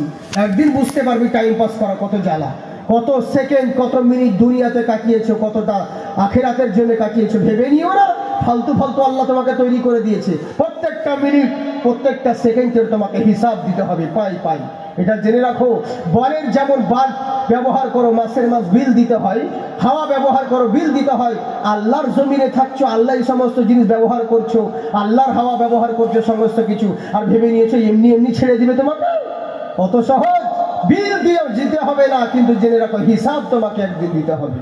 বুঝলেন? তাই বার করলো কি, ইনি চিন্তা করলে আল্লাহ ফালতু যখন জেগে জেগে কাটাতে হবে, এর থেকে ইবাদত করে কাটিয়ে দিই। আমাদের মধ্যে অনেকজন ভাবে আল্লাহ এমনও জাগতে হবে, অমনও জাগতে হবে। যখন রাত্রি হয়ে গেল তো জালসাটা শুনেই নি, যা হবে হবে। অনেক মানুষের এরকম মনে ধারণা হয়, এগুলো হচ্ছে আল্লাহর তরফ থেকে। আর একটা কথা জেনে রাখবেন, সবারই দিলে অ্যাকসেপ্ট করবে না। যার দিলে, যার মোবাইলে ব্লুটুথ আছে, যা ঢোকাবেন তাই ঢুকবে।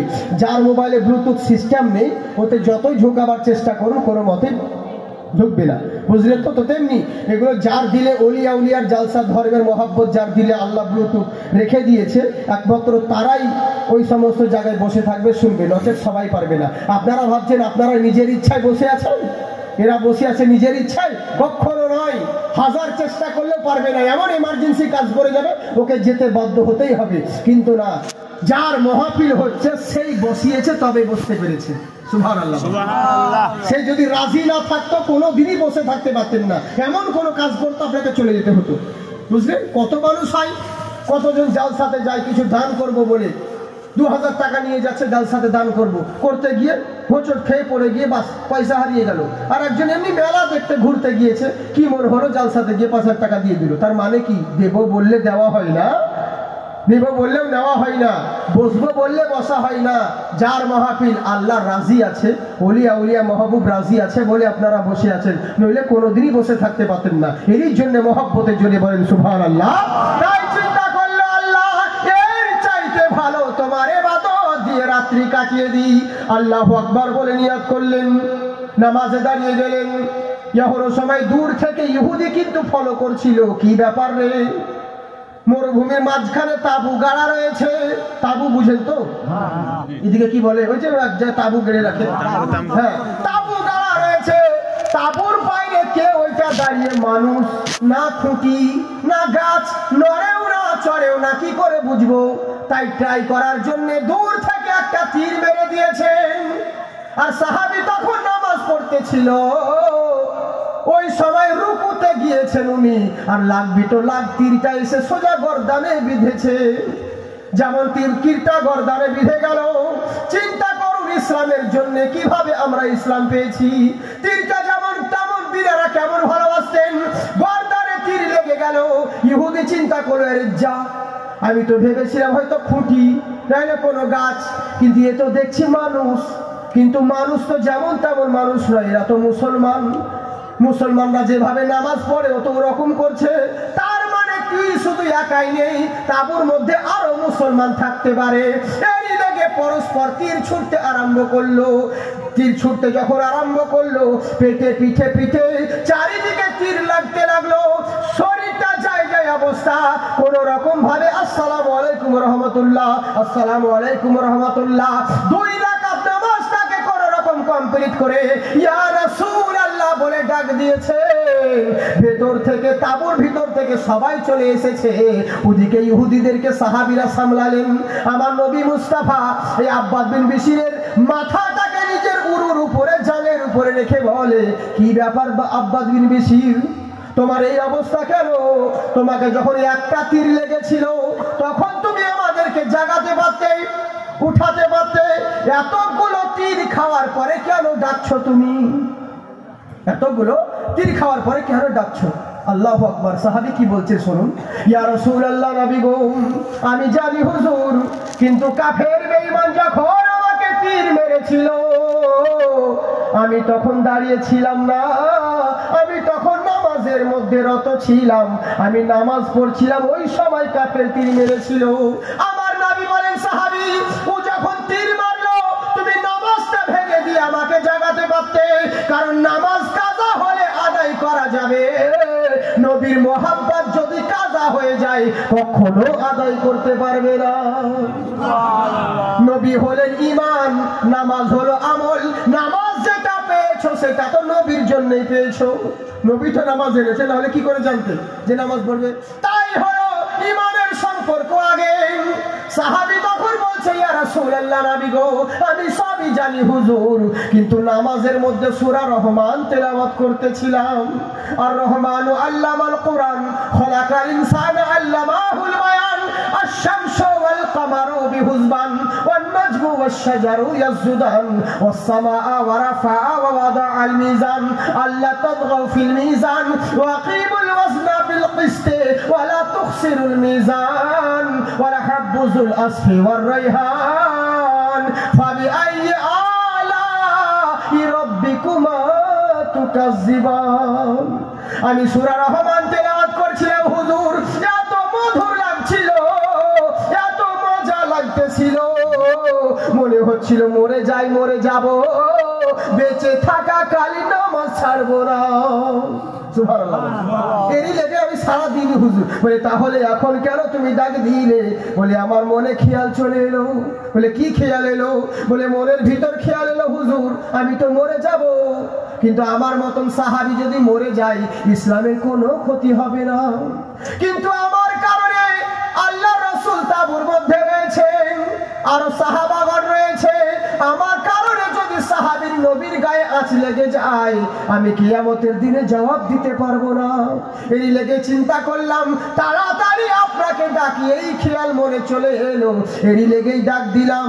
নইলে হুজুর এই খেয়াল আপনার কথা যদি মনে না আসতো, কথা দিলাম হুজুর মরে যেতাম কিন্তু নামাজ ছাড়তাম না। বলে, কেন এত নামাজকে ভালোবাসো? বলে, ইয়া রাসূলুল্লাহ, নবী গো, আমি যেমন আপনাকে ভালোবাসি, আল্লাহ হুকুম করেছেন আমার রাসূল যেটা দিয়েছেন সেটাকে গ্রহণ করবে তাহলে মুমিন হবে, আর আল্লাহ রাসূল যেটা বারণ করবে তা থেকে তোমরা দূরে থাকবে। আপনার কষ্ট করা নামাজ, এই কষ্ট করে নিয়ে আসা আমাদের জন্য এই নামাজ আমি কেমন করে অবহেলায় কাটিয়ে দিই। এরই জন্য হুজুর আপনাকে যেমন ভালোবাসি, আপনি যা যা হুকুম করেছেন আমি সেটাও ভালোবাসি, এটাই হলো প্রকৃত ভালোবাসা। বুঝলেন না? তো মুখে বলছেন ইয়া নবী সালামু আলাইকা, নবী তোমাকে খুবই ভালোবাসি, নামাজ পড়ি না কিছু মনে করিও না, এটা ভালোবাসা হলো? কতজন বলে ইয়া রাসূল সালামু আলাইকা, নবী তোমাকে খুব ভালোবাসি, দাড়ি রাখিনি তাতে কি আছে বাবা, নবী তোমাকে খুবই ভালোবাসি, দিল চাই সোনার মদিনা, যদি থাকতো দুটি কাছে ডানা, টাকার লোভে যেতে পারি না, নবী তোমাকে খুবই ভালোবাসি, তোমার কথা মানি না, এটাই খারাপ, কিছু মনে করিও না। এটা ভালোবাসা হলো? আপনি যদি আপনার বউকে বলেন, বিবি রে তোকে আমি খুবই ভালোবাসি, তোর জন্য 1 মিনিট থাকতে পারি না, একটু ভালো লাগে না, একটা কাজ কর। বলে, কি? বলে, আজকে রাত্রি তুমি বিছানায় ঘুমো, আমি অন্য মেয়েকে নিয়ে সিনেমা দেখতে যাব। বউ ভালোবাসা মেনে নিবে না মুখে ঝাঁটা মারবে? হ্যাঁ, তুমি আমাকে এত ভালোবাসো যে আমি থাকবো একাই বিছানায়, আর তুই অন্য মেয়েকে নিয়ে সিনেমা দেখতে যাবে? তো তেমনি মুখে বলছো নবীকে ভালোবাসি, কিন্তু নবীর কথা তুমি মানো না, একে ভালোবাসা বলে না। কেমন ভালোবাসা তাদের ছিল, কেমন তারা নবী মুস্তাফাকে ভালোবাসতেন। জোরে বলে সুবহানাল্লাহ। নবী মুস্তাফাকে কত তারা ভালোবাসতো, এরই জন্য বলে, কে যাও ভাই নবীর কাছে, গরিবের আরজি আছে। আর কি ভলিউম আছে? কি কোনে আসলে? হ্যাঁ, সালাম দিও নবীজির ওই কাছে, নবী গো এই গরিবের কি বা করার আছে। সুবহানাল্লাহ বলেন। এই গরিবের কি আছে বলেন? আশিক বলছে, ভক্ত মন থেকে চাই মদিনা শরীফ যাওয়ার, নবীর ভক্ত, নবীর আশিক, কিন্তু পয়সার জন্য অর্থের লেগে যেতে পারে না। তো যারা হাজিরা হজ করতে যাচ্ছে তাদেরকে ফলো করে বলতে আছে, বুঝলেন? আমি আজকে শুধু টাচ দিচ্ছি, বুঝলেন তো, আজকে টাচ দিচ্ছি। আমার আল্লাহ পাকের রহমতে ইন্টারনেটে দেখতে পাবে বিভিন্ন ভাষা, বিভিন্ন দেশের আমার প্রোগ্রাম আছে, বুঝেছেন। শুধু লিখবেন জাকির হোসেন চতুর্বেদী কিংবা অলরাউন্ডার জাকির বললেও হবে, প্রবলেম নেই। যা বলবেন জাকির হোসেন চতুর্বেদী বলুন, আর অলরাউন্ডার জাকির বলুন, আর জাকির হোসেন জলসা বলুন, অসুবিধে নেই, একটাই মাল, প্রবলেম নেই। চতুর্বেদী জাকির শুধু একটাই আছে, তাছাড়া দ্বিতীয় কেউ নেই। অন্য জাকির থাকতে পারে, নামে নামে আবার অনেক জায়গায় মিটাও হয়। দেখবেন কেউ যদি বাবার নামের সঙ্গে অন্য কাউরি বাবার নাম হয়, একই নাম হয়, তো কি বলে? মিতা বলে। তো নামেও মিতা হয়, যেমন তেমনি কামেও হয়। একটা ছেলে লোক খড়িয়ে খড়িয়ে হাঁটতে যাচ্ছে, হ্যান্ডিক্যাপ, তো একটা ছেলে ডাকছে, ও মিতাব্বা, ও মিতাব্বা। তো যে রে তোর বাপের নাম কি? বলে আমার বাপের নাম সিরাজুল। বলে আমার নাম তো লোকমান। তাহলে কি করে মিতা হলাম, তোর মিতাব্বা হলাম? আমার নামও যদি সিরাজুল হতো তাহলে মিতাব্বা হতো। বলে ওর লেগে নয়, আপনার মতন আমার বাপও খড়িয়ে হাঁটে, ওই লেগে আমি বললাম। বুঝলেন তো, শুধু নামে নামে নয়, কাজেও হয়, বুঝতে পারলেন তো। এই হচ্ছে ব্যাপার, ইনশাল্লাহ। তো আজকে শুধু টাচ দিচ্ছি, বস্তার মুখ খোলাই হয়ে গেল, মাল কিন্তু হচ্ছে, বের হচ্ছে না, বুঝলেন তো। মহব্বতে শহীদ জোরে বলেন সুবহানাল্লাহ। তাই আশিক বলছে, হজ করতে যাচ্ছে, তাদেরকে বলছে ইচ্ছে তো আছে মদিনা যাওয়ার রে, কিন্তু যেতে তো পাচ্ছি না।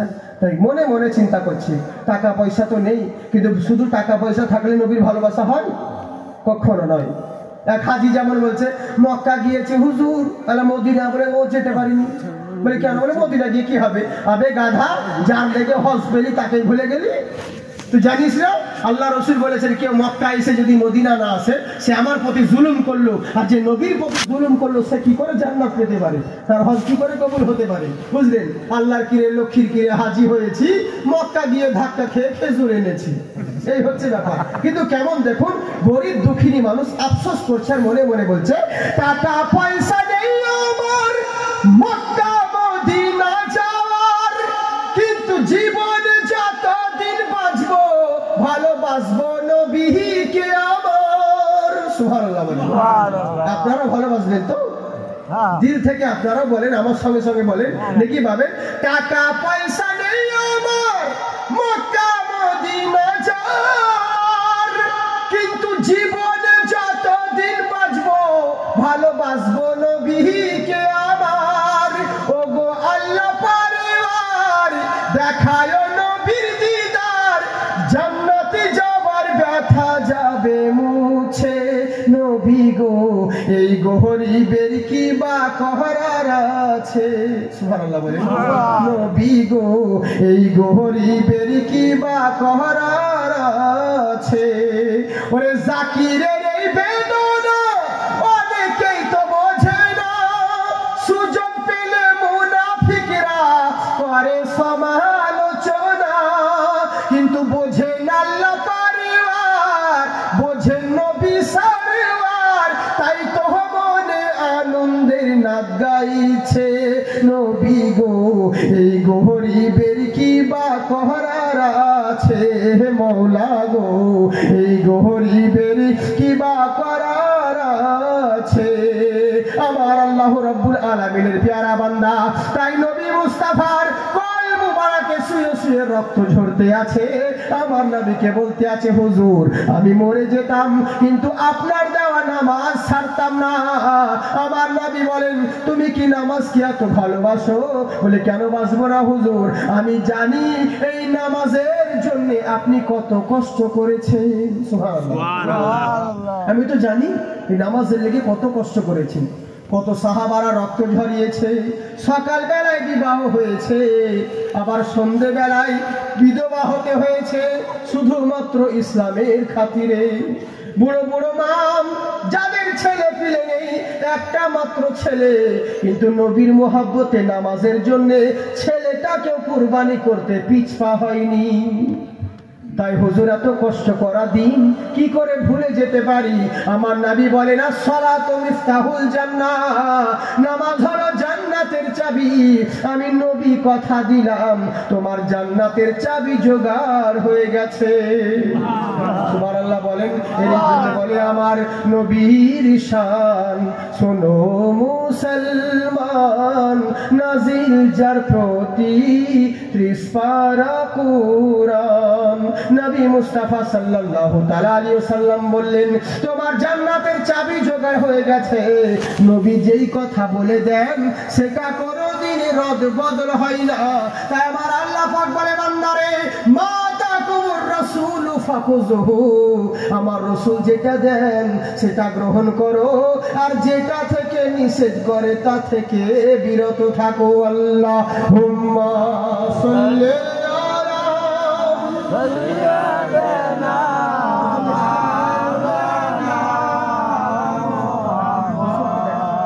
ওয়ালা আলিহি সাইয়্যিদিনা মুহাম্মদ ওয়ালা আলিহি সাইয়্যিদিনা মুহাম্মদ সাল্লাল্লাহু তাআলা আলাইহি ওয়াসাল্লাম। আমি নাচ পড়ার মতন মাইক সেরকম পাচ্ছি না, একটু শক্তি দিতে হচ্ছে। মাইক খুব সুন্দর, কিন্তু একটু বক্সের এদিকে ই করে দেন, বক্সের দিকে খুব একটু প্রবলেম হচ্ছে।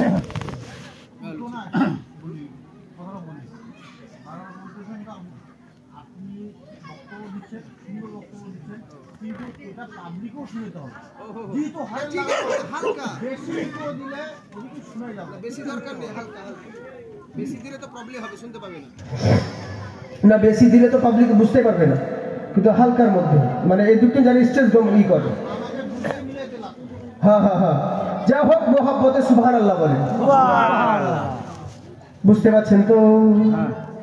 আমার নবী মুস্তাফার জন্য মাহফিল সাজানো হয়েছে ওলিয়া উলিয়া পাকের। অনেকজন অনেক রকম কথা বলে যে এটা কেন করতে হয়, ওটা কেন করতে হয়, এটা কেন করবো, ওটা কেন করবো। কিন্তু জেনে রাখেন, যার ছেলের জন্ম সেই তো পালন করবে, অন্য বাপের কি যায় আছে? আমার নবী আমার মুর্শিদের আমি পালন করব, তাতে তোর কি যায় আছে? তা আমাদের নবী মুস্তাফার এর জন্য আমরা পালন করি, মাহফিল সাজাই। আর নবীর মাহফিল যখন নবী মুস্তাফা পৃথিবীর বুকে যখন আগমন হয়েছিলেন, শুধু আল্লাহর ফেরেশতারা নবী মুস্তাফার আগমনের জন্য আসমান থেকে জমিন অবধি ফুলে সুসজ্জিত করেছিলেন। জোরে বলেন সুবহানাল্লাহ। এই জন্য বলে আরশি সে ফরিশি তক बस यही धूम है, जाते आका की आई मजा गया। सुभान अल्लाह बोलो भाया, आप लोग को मजा आया?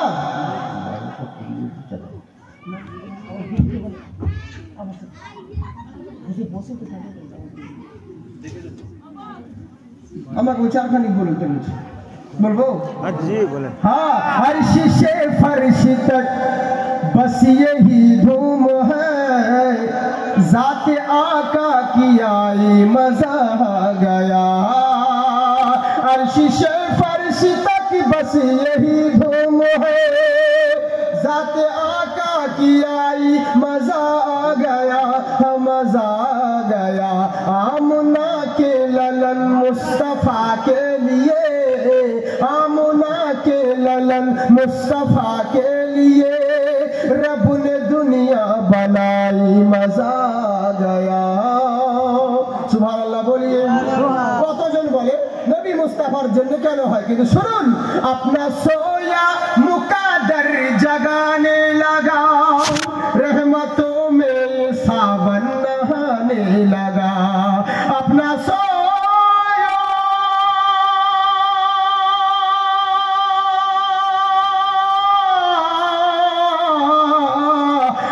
सोया मुकादर जगाने लगा, रहमतों में सावन नहाने लगा। मुस्तफा की कदम क्या जमी पर पड़े, मुस्तफा की कदम क्या जमी पर पड़े, मिट गई हर बुराई, मजा गया। जोर से बोलिए सुभान अल्लाह। आमना के ललन मुस्तफा के लिए रब ने दुनिया बनाई, मजा आ गया। जोरे बोले सुभान अल्लाह। হ্যাঁ, এদিকে ধ্যান দেন, মোবাইলের দিকে নয়। কারণ ব্যাপারটা হচ্ছে অনেক মানুষ আমাদের মোবাইল এমনই একটা জিনিস হয়ে গেছে, বুঝলেন, মানে দিন রাত একে চ্যাটিং করতে আর ই করতে ভালো লাগে না। আমি দেখছি তো সামনে ওদিকে রয়েছে অনেকে, হ্যাঁ, কিন্তু মোবাইলের দিকে ধ্যান দিন না, এইদিকে ধ্যান দেন। হ্যাঁ, ও তো দেখবেন তার জন্য বহু সময় রয়েছে, কিন্তু একটা কথা কি, ফালতু সময় যেখানে সেখানে কাটাবেন না, এটাও বলে দিই। ফালতু যেই সময়টা আপনি কাটাচ্ছেন, সে মোবাইলে হোক আর যাতে হোক, কিন্তু সময়টা যেন আপনার কাজে লাগে, কাজের জায়গায় কাটান, তাহলে কাজ দিবে। ফালতু শুধু শুধু যে কোনো জিনিস টাইম পাস করে লাভ নেই। ও আমার টাইম পাস করবো, কিন্তু টাইম পাসটা যেন আমার কার্যকারী হয়, তবে তো। মোহাব্বতে জোরে বলেন সুবহানাল্লাহ, হাত উঠিয়ে বলেন ইয়া রাসূলুল্লাহ। अपने महबूब से ये खुदा ने कहा, आसमां की तरफ देखना यूं तेरा। जोर से बोले सुभान अल्लाह। अपने महबूब से, अपने महबूब से ये खुदा ने कहा, आसमां की तरफ देखना यूं तेरा, आसमां की तरफ देखना यूं तेरा। तू जो चाहे तो किबला बदल जाएगा, या रसूल अल्लाह या हबीब अल्लाह। तू जो चाहे तो किबला बदल जाएगा, कह दो ऐ मुस्तफा मजा गया।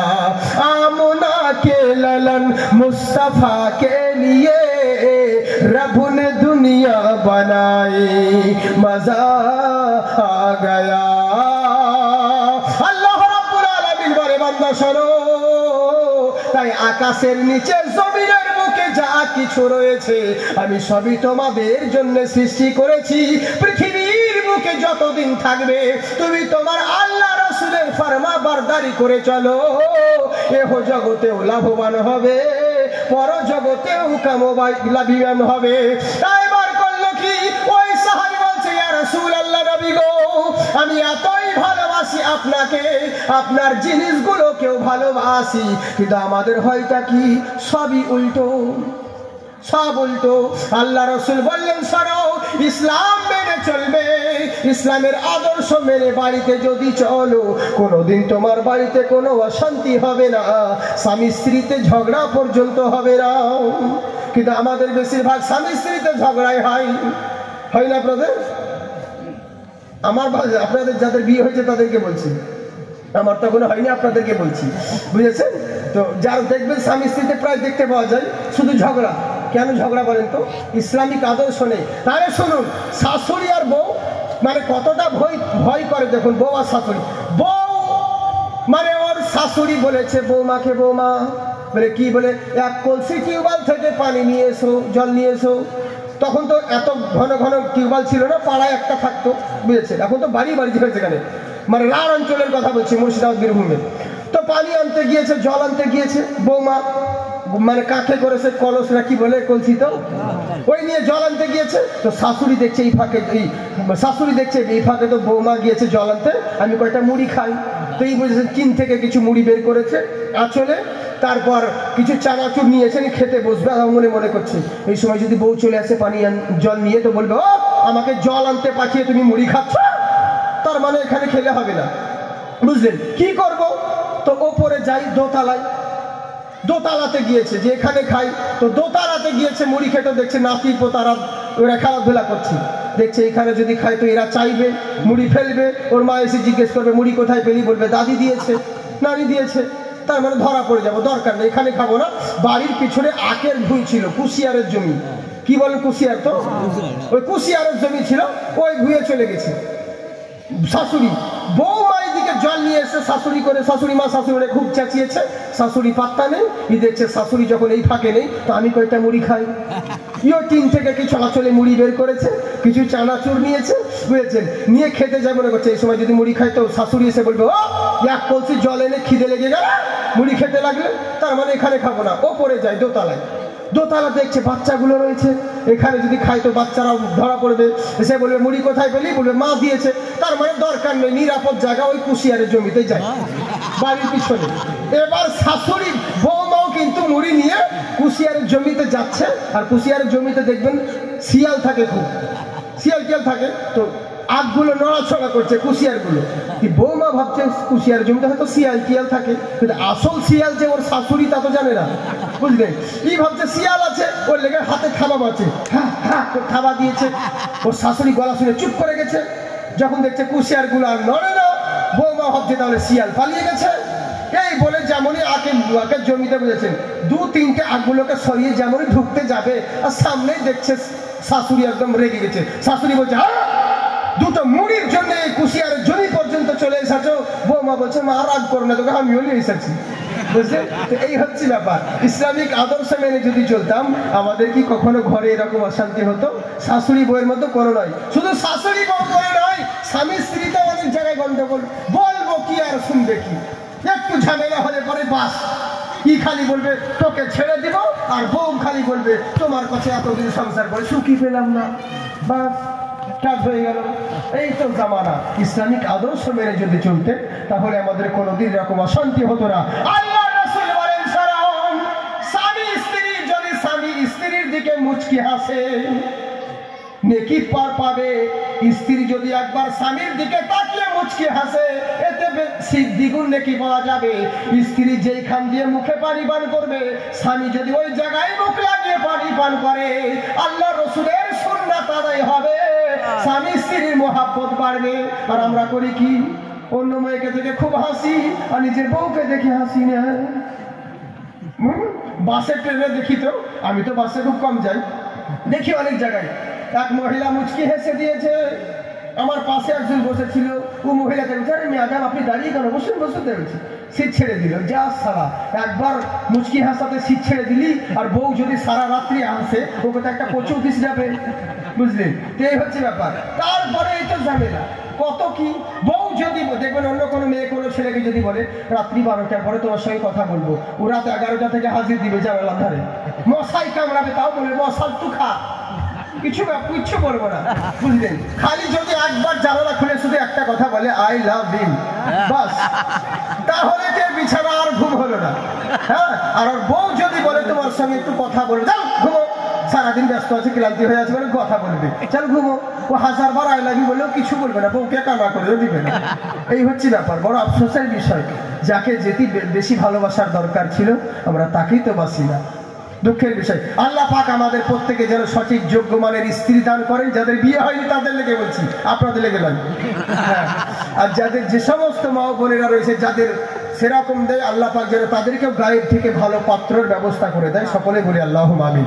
তাই আমার করছে কি আল্লাহ রাসূল সাল্লাল্লাহু তাআলা আলাইহি ওয়াসাল্লাম আমার বলেন, ওগো শোনো, আমার আদর্শ মেনে যদি তোমরা চলো এখানেও লাভবান হবে ওখানেও কামিয়াব হবে।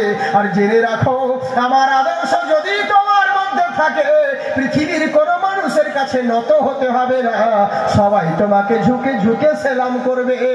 কেমন হলো তা কি? আমার আল্লাহ পাক বলে বান্দা শোনো, তাই নবী মুস্তাফার কাছে এসো। নবী হলো একমাত্র আল্লাহর পথ। আমার নবী বলেন অত সহজ নয় আল্লাহকে পাওয়া, আমাকে রাজি করতে হবে। তোমাকে রাজি করলে কি করবো নবী?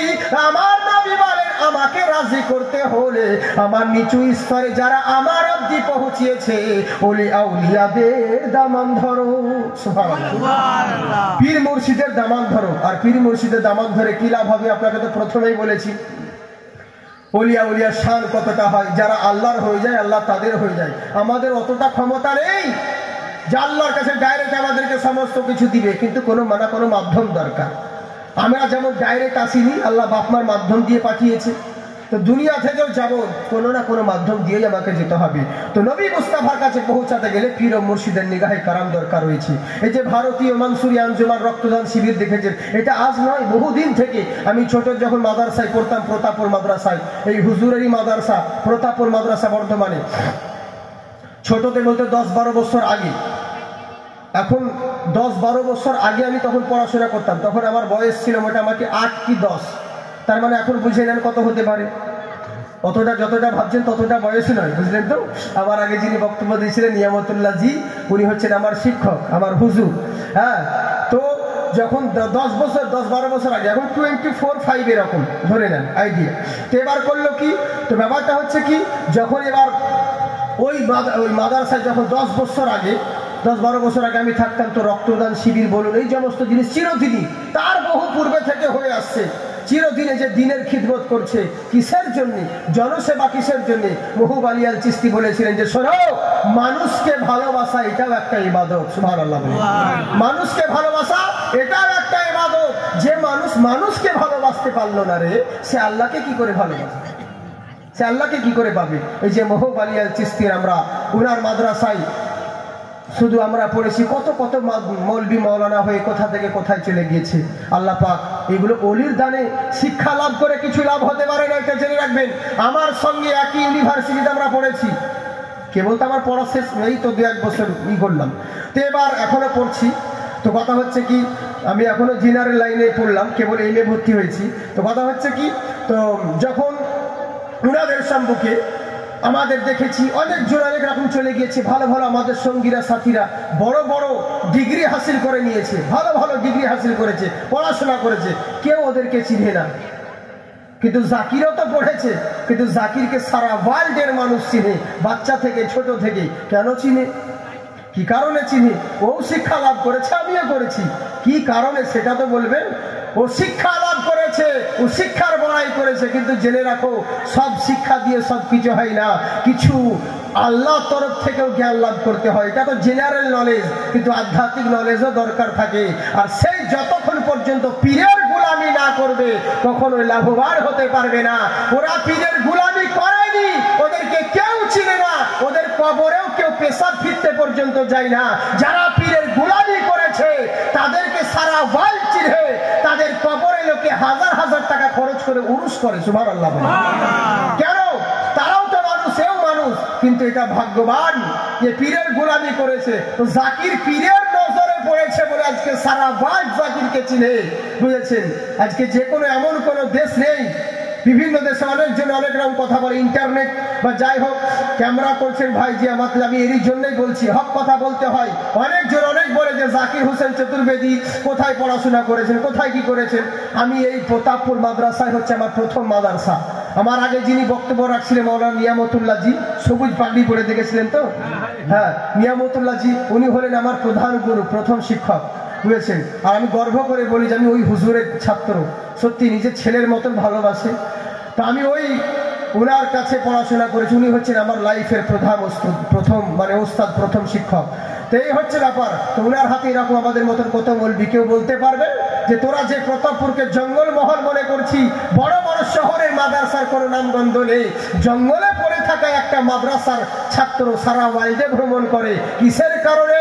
জঙ্গলের কোনো ক্ষমতা নেই, কোনো মাদ্রাসার কোনো ক্ষমতা নেই, ওই মাদ্রাসায় যে অলি কদম রেখেছে সেই অলির পায়ের ক্ষমতা। এই জন্য বলে পীরের নকশা এঁকেছে যার দিলে, জেনে রাখো বেশক সেই দিল গিয়েছে তাদের সঙ্গে মিলে। আজকে চিন্তা করুন, হিন্দুস্তানের বুকে খাজা মঈনুদ্দিন চিশতির এসেছেন, আর আমরা খাজার হিন্দুস্তানের মুসলমান, খাজার হিন্দুস্তানের মুসলমান। তো শুনুন, তো খাজা পিয়ার জন্য যখন কথা চলে এলো, তো আমি একটা দুটো লাইন বলেই দিই খাজার জন্য। কত সুন্দর বাংলাতে বলে, খাজা তোমার নাম কি বজা, জপি দিবস রজনী মহিউদ্দিন নামখানি। উর্দুতে কি বলছে দেখুন, খাজা হামারা হিন্দ কা রাজা কল ভি থা और आज भी है, कल भी था और आज भी है। এটা ভুটান বর্ডারের দিকে, তো নিউ আলিপুর দুয়ার পড়ছে নাকি এগুলো, নিউ আলিপুর দুয়ার। তো যাই হোক, তো কথা হচ্ছে কি, তা আপনারা মন মরা হয়ে যাচ্ছে, মনে হচ্ছে আপনাদের ঘুম আসছে, বলেন সুবহানাল্লাহ। খুব দামি দামি কথা বলছি আমি, বুঝলেন? আমি আমার মতন মাইকে বলি, কিন্তু বাবাটা যে এখানে আপনাদের মতে বলছি আমি, যাতে আপনাদের সুবিধা হয়। মোহাব্বতের সহিত জোরে বলেন সুবহানাল্লাহ। খাজা হামারা হিন্দ কা রাজা কল ভি থা और आज भी है, कल भी था और आज भी है। कि हिंदू मुस्लिम सिख ईसाई सबको दामन भरते हैं, सबको दामन भरते हैं। हिंदू मुस्लिम सिख ईसाई सबको दामन भरते हैं, जारी उनके दर का सदका कल भी था और आज भी है, कल भी था और आज भी है। খাজা পিয়া আমার তখনও রাজা ছিল, এখনো আছে। আমার খাজা পিয়ার জন্য হিন্দুস্তান ধন্য, বুঝলেন? কেমন করে? আপনারা শুনেছেন, যখন খাজা মঈনুদ্দিন চিশতি আমার 40 জন লোক নিয়ে যখন আজমির শরীফে হিন্দুস্তানে এলেন, তো যেই জায়গায়, তখন তো পৃথ্বীরাজের জামানা ছিল, তাই তো, ও রাজা ছিল, তো ওর ওখানে উট বসতো, কথাগুলো মন দিয়ে শুনুন, খুব দামি কথা বলছি। উট বসতো আর ওই জায়গায় ইনি ফকির সাহেব বসে আছে। তো রাজার কাছে খবর গেল, রাজা বসাই আমরা, বলে কি, বলে আমরা যেখানে উট বেঁধে রাখি, উটকে বসাই, তো সেই জায়গায় কোথাকার কোন ফকির লোকজন নিয়ে এসে ওখানে বসে আছে কয়েকটা লোক। বলে তাই নাকি? বলে হ্যাঁ, টুপি মাথায় দিয়ে তসবি করছে। বলে ওদেরকে হটাও। বলে ও, এখানে আমার রাজার উট বসে, তোদের এখানে জায়গা নেই, হিন্দুস্তানে করে ভণ্ড ফকির টকিরের জায়গা নেই, পালা অন্য জায়গায় যা, বলে দাও। গিয়ে বলছে যান যান ফকির মশা, আপনি যে হবেন হন, আপনি এখান থেকে চলে যান, আমাদের উট বসে, এখানে উট বসে থাকবে। তো খাজা মঈনুদ্দিন চিশতি কিছু বললেন না। ইসলাম তো জোর জবরদস্তি তলোয়ারির জোরে আসেনি, আখলাক দেখে, ব্যবহার দেখে। আর খাজা পিয়ারে এহসান মানুষ পৃথিবীর মুখে কেউ ভুলবে না, যিনি একাই 90 লাখ মুসলমান করেছিলেন। সুবহানাল্লাহ। আখলাক দেখে, ব্যবহার দেখে। যখন আমি যদি বলতে যাই যে হিন্দুস্তানে ইসলাম কেমন করে এলো, কে প্রথম এসেছিল, এই ইতিহাস আমার ইন্টারনেট একটা বক্তব্য আছে, দেখবেন এনআরসি ডিপার্টমেন্ট একটা প্রোগ্রাম ছিল, ওখানে আমি বলেছিলাম হিন্দুস্তানে কি করে ইসলাম এলো, পৌঁছানো, আমরা কেমন করে ইসলাম পেলাম। আমি ওদিকে যাচ্ছি না, আজকে শর্টকাটে বলি। তো খাজা মঈনুদ্দিন চিশতি বলছে, বাবা তোমাদের উট বসে থাকো, আমরা চললাম, কিছু বললেন না, জবরদস্তি নেই, উঠে গেলেন। এবার যখন উটকে বসানো হয়েছে, উট কিন্তু যখন উঠাবার টাইম হচ্ছে, ওকে তো চড়াতে যেতে হবে, বাইরে পাঠাতে হবে, উঠাতে হবে, উট কিন্তু আর উঠছে না, ওই বসে আছে, লাগাম ধরে টানছে, নাক দিয়ে রক্ত বেরিয়ে যাচ্ছে উঠে, উট কিন্তু উঠতে চাই না মাটি থেকে, আর উঠছে না, ওই যে বসেই আছে। রাজার কাছে খবর গেল, রাজা মশাই বহু চেষ্টা করছি এতজন মানুষ মিলে, কিন্তু উটকে কিন্তু আর উঠানো যায় না। তো রাজা চিন্তা করলো, তাই নাকি? বললে হ্যাঁ। মনে মনে চিন্তা করলো, হারে তাহলে তো বুঝতে পারছি কেন আমার উট উঠে না, এরকম কি প্রত্যেক দিন করে? বলে না, আজকে। আর আমার মন হয়েছে এত কষ্ট করে রক্ত বেরিয়ে যাচ্ছে, তবু উট উঠতে চাই না, তার মানে উট আর উঠবে না। তো রাজা চিন্তা করলো, তাহলে একে আর উঠাতে পারা যাবে না, যে বসিয়েছে সে ফকির না হলে কেউ উঠাতে পারবে না, সেই ফকিরকে ডাকো, যাকে ওই জায়গায় বসেছিল উঠিয়ে দিয়েছিল, যে আমাদের উট বসবে বলে, আর উনি বলেছিলেন তোমাদের উটি বসুক, উট বসুক, আমি চললাম বলে চলে গেছিলেন। তো উনি উট বসিয়েছিলেন, আর কোন মায়ের লাল উঠাতে পারেনি খাজা না হলে। তো যেই খাজার হিন্দুস্তানে বানানো মুসলমানকে কোন বাপের বেটা আছে যে হটাতে পারে? বুঝলেন, যে খাজা মঈনুদ্দিন চিশতির বসানো উটকে কেউ উঠাতে পারেনি, তো খাজা মঈনুদ্দিন চিশতির বানানো মুসলমানকে কেউ হটাতে পারে? কিন্তু আগে মুসলমান তো হও, তাই তো, আগে মুসলমান তো হও। তুমি খাজার মুসলমানের খাজাকেই তো চিনলে না, হে যার জন্য ইসলাম পেলে তাকেই তো চিনলে না, তাকেই তো জানলে না। বলো অমুকের মাজারে গিয়ে কি হবে, অমুক জায়গায় গিয়ে কি হবে। আমাকে কিছু লোকে প্রশ্ন করছে, মৌলভী সাহেব মাজারে চাদর দিলে পীরদের কেন দেয়? পীরদেরকে ঠান্ডা লাগে। আর মা বোন গরমের দিনে কাপড় পরে বেড়ায়, কিসের লেগিবে ঠান্ডা লাগে? বলে না, ইজ্জত ঢাকার জন্য। বলে আবে গাধা, তো পীরদের মাজারে চাদর দেয় ঠান্ডার জন্য নয়, আদবের জন্য। আর পীরদের মাজারে চাদর দেওয়াতে এতে ওদের উপকার নেই, তোর আমার উপকার আছে। বলে কেমন করে তোর আমার উপর? নারে তাকবীর, নারে তাকবীর, নারে রিসালাত, নারে রিসালাত। হুজুর পীর সাহেব কিবলা, হুজুর পীর সাহেব কিবলা, হুজুর চলে আসে। নারে তাকবীর, নারে রিসালাত, নারে হেদারি। ভারতীয় মনসুবি আঞ্জুমান, গৌরব ভাই হুজুর পীরে তরিকত রাহবারি শরীয়ত, হুজুর খলিফায়ে মাহবুব মিল্লাত জনাব খায়রুল আলম চিশতি সাহেব, হুজুর পীর সাহেব কিবলা, হুজুর পীর সাহেব কিবলা, জিন্দাবাদ জিন্দাবাদ। তাকবীর, আল্লাহু আকবার, নারে রিসালাত, মাশাআল্লাহ, সুবহানাল্লাহ, জিন্দাবাদ। বসে যান।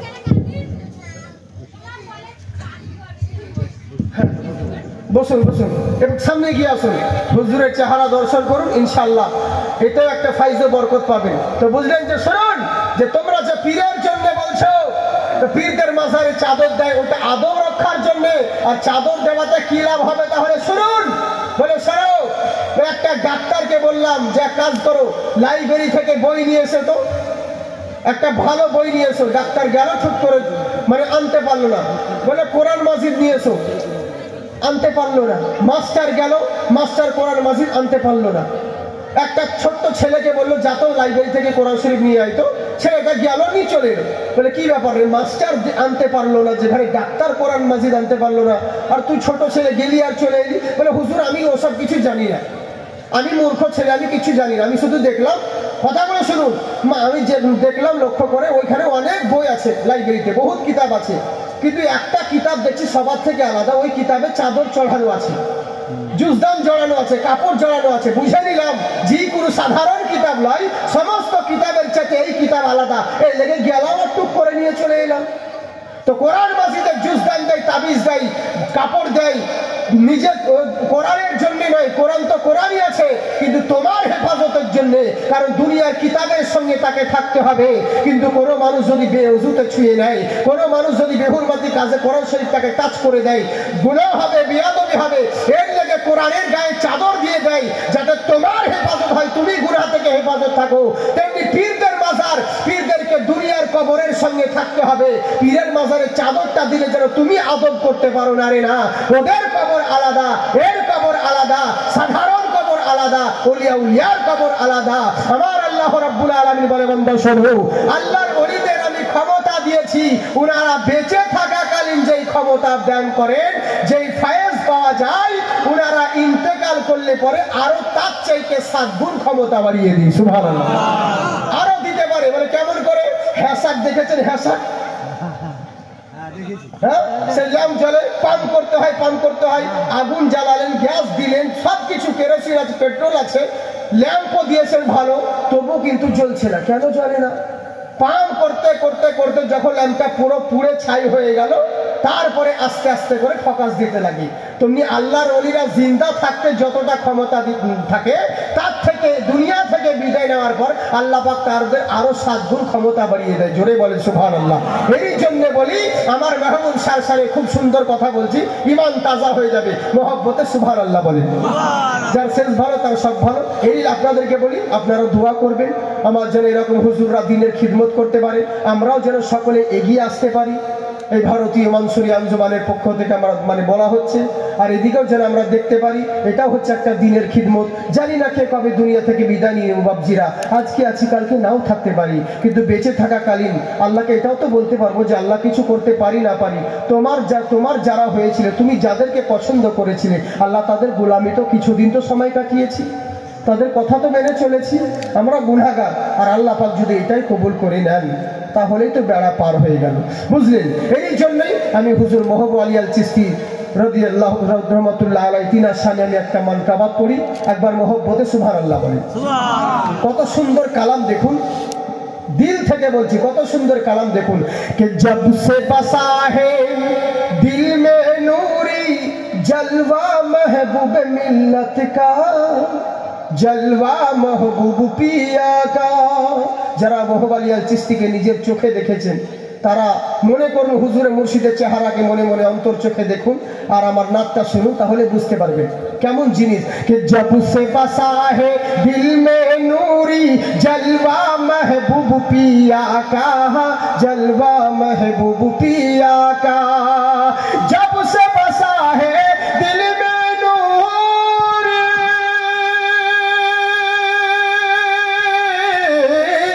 जब से बसा है दिल में नूरी जलवा महबूब पिया का, कि नजरों में नजरों में फिरता है हर दम, नजरों में फिरता है हर दम चेहरा महबूब पिया का। सुभानाल्लाह बोले, चेहरा महबूब पिया का। কত সুন্দর কথা দেখুন, कि जगमग जगमग चमक रही है रौजा महबूब पिया का, रौजा महबूब पिया का। কতজন বলে কোথা ওখানে গেলে কি হবে? বলে শোনো, अजमीर बगदाद बरेली होकर तैबा जाता है, होकर तैबा जाता है। अजमीर बगदाद बरेली होकर तैबा जाता है। ख्वाजा पिया दिखलाएंगे हमको, ख्वाजा पिया दिखलाएंगे हमको रस्सा महबूब पिया का। सुभान अल्लाह बोले, रस्सा महबूब पिया का। কত সুন্দর কথা দেখুন, ইমান তাজা হয়ে যাবে। হুজুরের আশিক হয়ে বলেন সুবহানাল্লাহ। महबूब मिल्लतेर आशिक হয়ে দুই হাত তুলে বলে ইয়া মাহবুব, ইয়া মাহবুব, ইয়া মাহবুব। আল্লাহ তুমি এদেরকে কিয়ামত অবধি কবুল করো, বলুন আল্লাহুম্মা আমিন। কি বলছে দেখুন, যার বর্ণনা কোনোদিন করে শেষ করা যাবে না। আল্লাহ পাক সুযোগ দিলে আমি সিরাত বয়ান করব। আমরা তো জালসা বিভিন্ন ওলিয়া উলিয়া বিভিন্ন নবী করিমদের ঘটনা ওয়াজ শোনাচ্ছি। আল্লাহ পাক যদি বাঁচিয়ে রাখেন, এই অধমকে তৌফিক দেয়, ইনশাল্লাহ আমার হুজুরদের ইনশাল্লাহ মনসুর মহব আলী আল চিশতির জীবনী আপনাদেরকে শোনাবো। আর আমার মন বলে যেটা জাকির বলবেন ইমান তাজা হয়ে যাবে বিভিন্ন কোয়ালিটি দিয়ে। আল্লাহ যেন সেই নিয়াত পূর্ণ করে, সকলে বলি আল্লাহুম্মা আমিন। কত সুন্দর কথা দেখুন, অনেকজন অনেক রকম কথা বলে। এই লেগে বলি, কাবর মে জব देखेंगे फरिश्ते बोल उठेंगे ये सुन्नी है। সুবহানাল্লাহ।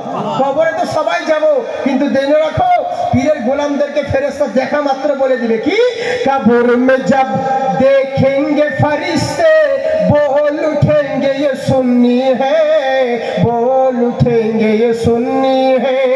कब्र में जब देखेंगे फरिश्ते बोल उठेंगे ये सुन्नी है। और वही समय रख देना तुम मेरी दहत में, रख देना तुम मेरी दहत में सजरा महबूब पिया का, सजरा महबूब पिया का। हाथ उठिए बोलें या रसूल अल्लाह। माशाअल्लाह, जिंदाबाद থাকুন। ছেড়ে দিব কি? না না না না না, কারা কারা সুন্দর হাত উঠান দেখি। মাশাআল্লাহ, জিন্দাবাদ জিন্দাবাদ। আল্লাহ পাক আপনাদেরকে জিন্দাবাদ রাখুন। শুধু হয়তো বললাম, মুখ খোলাচ্ছি, ইনশাআল্লাহ অন্য সময় মাল বের করব। কত সুন্দর কথা দেখুন, জোরে বলেন সুবহানাল্লাহ।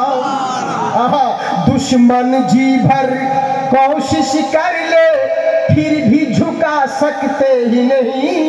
কত মানুষ কত রকম দুশ্মনী করলো महबूब पियार জন্য, কতজন কত রকম কত কি করলো। হাজারো চেষ্টা করলো, কেউ কিছু করতে পারবে না। কত মানুষ কত কি করলো, কিন্তু কিছু করতে পেরেছে কি?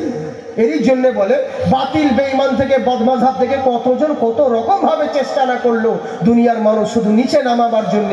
কত সুন্দর কথা, ইমান তাজা হয়ে যাবে। দেখুন, হাজারো চেষ্টা করতে পারে।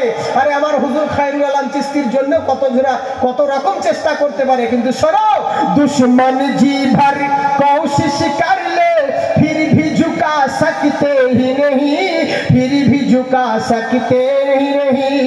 दुश्मन जी भरी कोशिश कर ले, दुश्मन जी भरी कोशिश कर ले फिर भी झुका सकते ही नहीं। ऊंचा था और ऊंचा रहेगा, ऊंचा था और ऊंचा रहेगा झंडा महबूब पिया का। সুবহানাল্লাহ বলেন। নারা তো লাগান কমসে কম, এত দামি কালাম বলছি, জোরে বলেন সুবহানাল্লাহ। দেখি একবার মধ্যে থেকে নারা লাগান তো দেখি। আল্লাহু আকবার, আল্লাহু আকবার, ইয়া রাসূলুল্লাহ, ইয়া রাসূলুল্লাহ। আমি যদি এটা কোনো মাহফিলে কোনো জায়গায় যেতে বলতাম তো স্টেজের লোক খেপে যেত, বুঝলেন, দাঁড়িয়ে দিয়ে। কত সুন্দর কথা দেখুন, दुश्मन जी भर कोशिश कर ले फिर भी झुका सकते ही नहीं, फिर भी झुका सकते ही नहीं। दुश्मन जी भर कोशिश कर ले, दुश्मन जी भर कोशिश कर ले फिर भी झुका सकते ही नहीं। ऊंचा था और ऊंचा रहेगा, ऊंचा था और ऊंचा रहेगा झंडा महबूब पिया का, झंडा खैरुल आलम का। बोलो अल्लाहुम्मा आमीन। लास्ट शेष जोरे बोलें सुबहानाल्लाह। ईमान আল্লাহর ওলিকে কেন মানবো, কেন মানবো জানেন? আজকাল দুনিয়াতে বহু লোক আছে, सामान चोर যেমন আছে তেমনি ईमान चोरों আছে। এরই লেগে বলে दिल की तिजोरी से ये नजदी ईमान कैसे चुराएगा, ईमान कैसे चुराएगा। दिल की तिजोरी से ये नजदी ईमान कैसे चुराएगा, ईमान कैसे चुराएगा। दिल की तिजोरी से ये नजदी ईमान कैसे चुराएगा,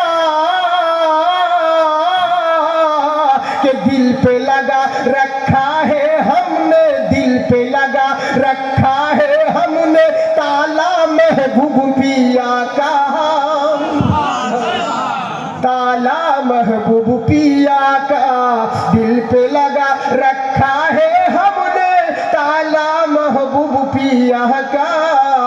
ताला महबूब पिया का नजरों में फिरता है हरदम चेहरा महबूब पिया का रोजा महबूब पिया का আল্লাহ আল্লাহ রসুল আপনাদের আমাদের চিরদিন যারা হেদায়াত দান করুক কি আমরা যারা যতদিন বেঁচে থাকবো আল্লাহ পাক যেন আমাদেরকে ইহদিনাস সিরাতাল মুস্তাকিমের পথে মানে ওলিয়া উলিয়াদের পথে যেন আমরা চলতে পারি সকলেই বলি আল্লাহুম্মা আমিন। যাই হোক মানে আমার একটা ইচ্ছা ছিল আওয়াজ নাই তবু আমি একটা লাস্ট বাংলায় একটা মানকা উর্দু বললাম কিন্তু সবাই বুঝলো না আপনাদের জন্য একবার বাংলা 2 লাইন বলে দিচ্ছি সুবহানাল্লাহ বলেন আওয়াজ যদি ভালো থাকতো জাকির না পড়লে কাওয়ালি ফালি সব ভুলে যাবেন বুঝলেন তো আমি বিনা মিউজিকে যে গেয়ে দেবো কোন বাপের বেটা আছে গেয়ে দেখতো দেখি বুঝলেন তো হ্যাঁ তো কথা হচ্ছে কি অসুবিধে নেই হ্যাঁ সবই হুজুরদের দোয়া জোরে বলেন সুবহানাল্লাহ হাত উঠিয়ে বলেন ইয়া মাহবুব জি জি মাশাআল্লাহ নারে তাকবীর নারে রিসালাত দ্বীন ইসলাম ভারতীয় মনসুরি আঞ্জুমান ভারতীয় মনসুরি আঞ্জুমান মনসুর আলী আল চিশতি মাদ্রাসা মনসুর আলী আল চিশতি প্রতিষ্ঠান মনসুর আলী আল চিশতির খানদান মনসুর আলী আল চিশতির খলিফায়ে কুল খলিফায়ে খানদান নারে তাকবীর নারে রিসালাত ইয়া রাসূলুল্লাহ জি ঘোর তুফানে ও চলিছে সুন্নিয়া তেরি নয়ন মনি আর চা খাবো না সোনামনি পরে সুন্নিয়া তেরি নয়ন মনি আহা হুজুর মাহবুব আলী আল চিশতি সুবহানাল্লাহ বলেন সুন্নিয়া তেরি নয়ন মনি হুজুর মাহবুব আলম চিশতি আশিকে মক্কি মাদানি মাহবুব আলী আল চিশতি সুন্নিয়া তেরি নয়নি মনি হুজুর মাহবুব আলী আল চিশতি জোরে বলেন সুবহানাল্লাহ দিবারাত্রি জেগে তুমি করেছো ইসলামী কাজ আজ মানুষ ভুলে গেছে কিন্তু কত কষ্ট করেছিল উনি এই ইসলামের জন্য দিনের জন্য সেদিন দেবগাঁয় একজন বলছিলেন আমি যে বাড়িতে ছিলাম উনি বলছিলেন হুজুর যখন ছিলেন এই জায়গায় আমরা গরুর গাড়িতে পর্যন্ত এসেছি তখন তো এরকম যানবাহনের ব্যবস্থা ছিল না ছিল কত কষ্ট করে হুজুর আমার এখানে থাকতেন কোথাও গেলে পরে বাইরে গেলে পরে বদনা নিয়ে যেতে হতে কত কষ্ট করেছে সেই জামানায় ওই হুজুরদের কত দিনের খিদমত করেছে বিভিন্ন জায়গা গিয়ে ইসলাম প্রচার দিনের খিদমত করেছেন কিন্তু আজকে মানুষ পেয়ে গেছে তো ভুলে গিয়েছে আর এরই লেগে তো গজব আসছে দেশে কোনো দিন তোর দোয়া কবুল হবে না যতই কর আযাব এসেছে যখন আর আযাবে ভসতে যাবে ধ্বংস হয়ে যাবে একুলও বরবাদ হবে ওকুলও বরবাদ হবে একটাই পথ যাদের অবদান ইহসান ফরামোশ হোস না যাদের বদৌলতে মান পেলি সম্মান পেলি ঈমান পেলি ইসলাম পেলি তাদের গোলামি কর তাদের কাছে নত হয়ে যা আল্লাহ মুহূর্তের মধ্যে বাজি পাল্টি দিবে সুবহানাল্লাহ ওই নাফরমানি করতে আগেও তো মুসলমান ছিল এখনো তো মুসলমান তখনকার মুসলমানের উপর অবস্থা খারাপ ছিল না আযাব আসেনি এখনকার এই দুর্দশা কেন জানেন যখন থেকে বিভিন্ন বদমাযহাব তৈরি হলো যখন থেকে আল্লাহর ওলিদের বিরুদ্ধে কথা বলতে লাগলো আল্লাহ রাব্বুল আলামিন বলেন শোনো যারা আমার ওলির বিরুদ্ধে কথা বলে আমি আল্লাহ তাদের সঙ্গে যুদ্ধ ঘোষণা করলাম তো আল্লাহ যখন যুদ্ধ ঘোষণা করলেন তো আল্লাহ তো এইভাবেই করবে বুঝ এখন খেলা এত দোয়া করছি কবুল কেন হয় না তখন তো দোয়া করা মাত্র আল্লাহর আরশের মহল্লায় পৌঁছে যেত এখন কেন হয় না কারণ কবুল করার রাস্তাটাই তো কেটে দিয়েছে নাফরমানি তো ওখানেই করছো পীর ওলি আউলিয়াদের বিরুদ্ধে যখন থেকে কথা বলতে লেগেছো নাফরমানি করতে লেগেছো তখন আযাব চলে আসতে লেগেছে এরই কারণে বুঝলেন এই জন্য বলছি বাপজিরা মানুষ ভুলবেন না তাই কবি কি বলছেন দিবারাত্রি জেগে তুমি করেছো ইসলামী কাজ দিবারাত্রি জেগে তুমি করেছো ইসলামী কাজ তোমার মেহনত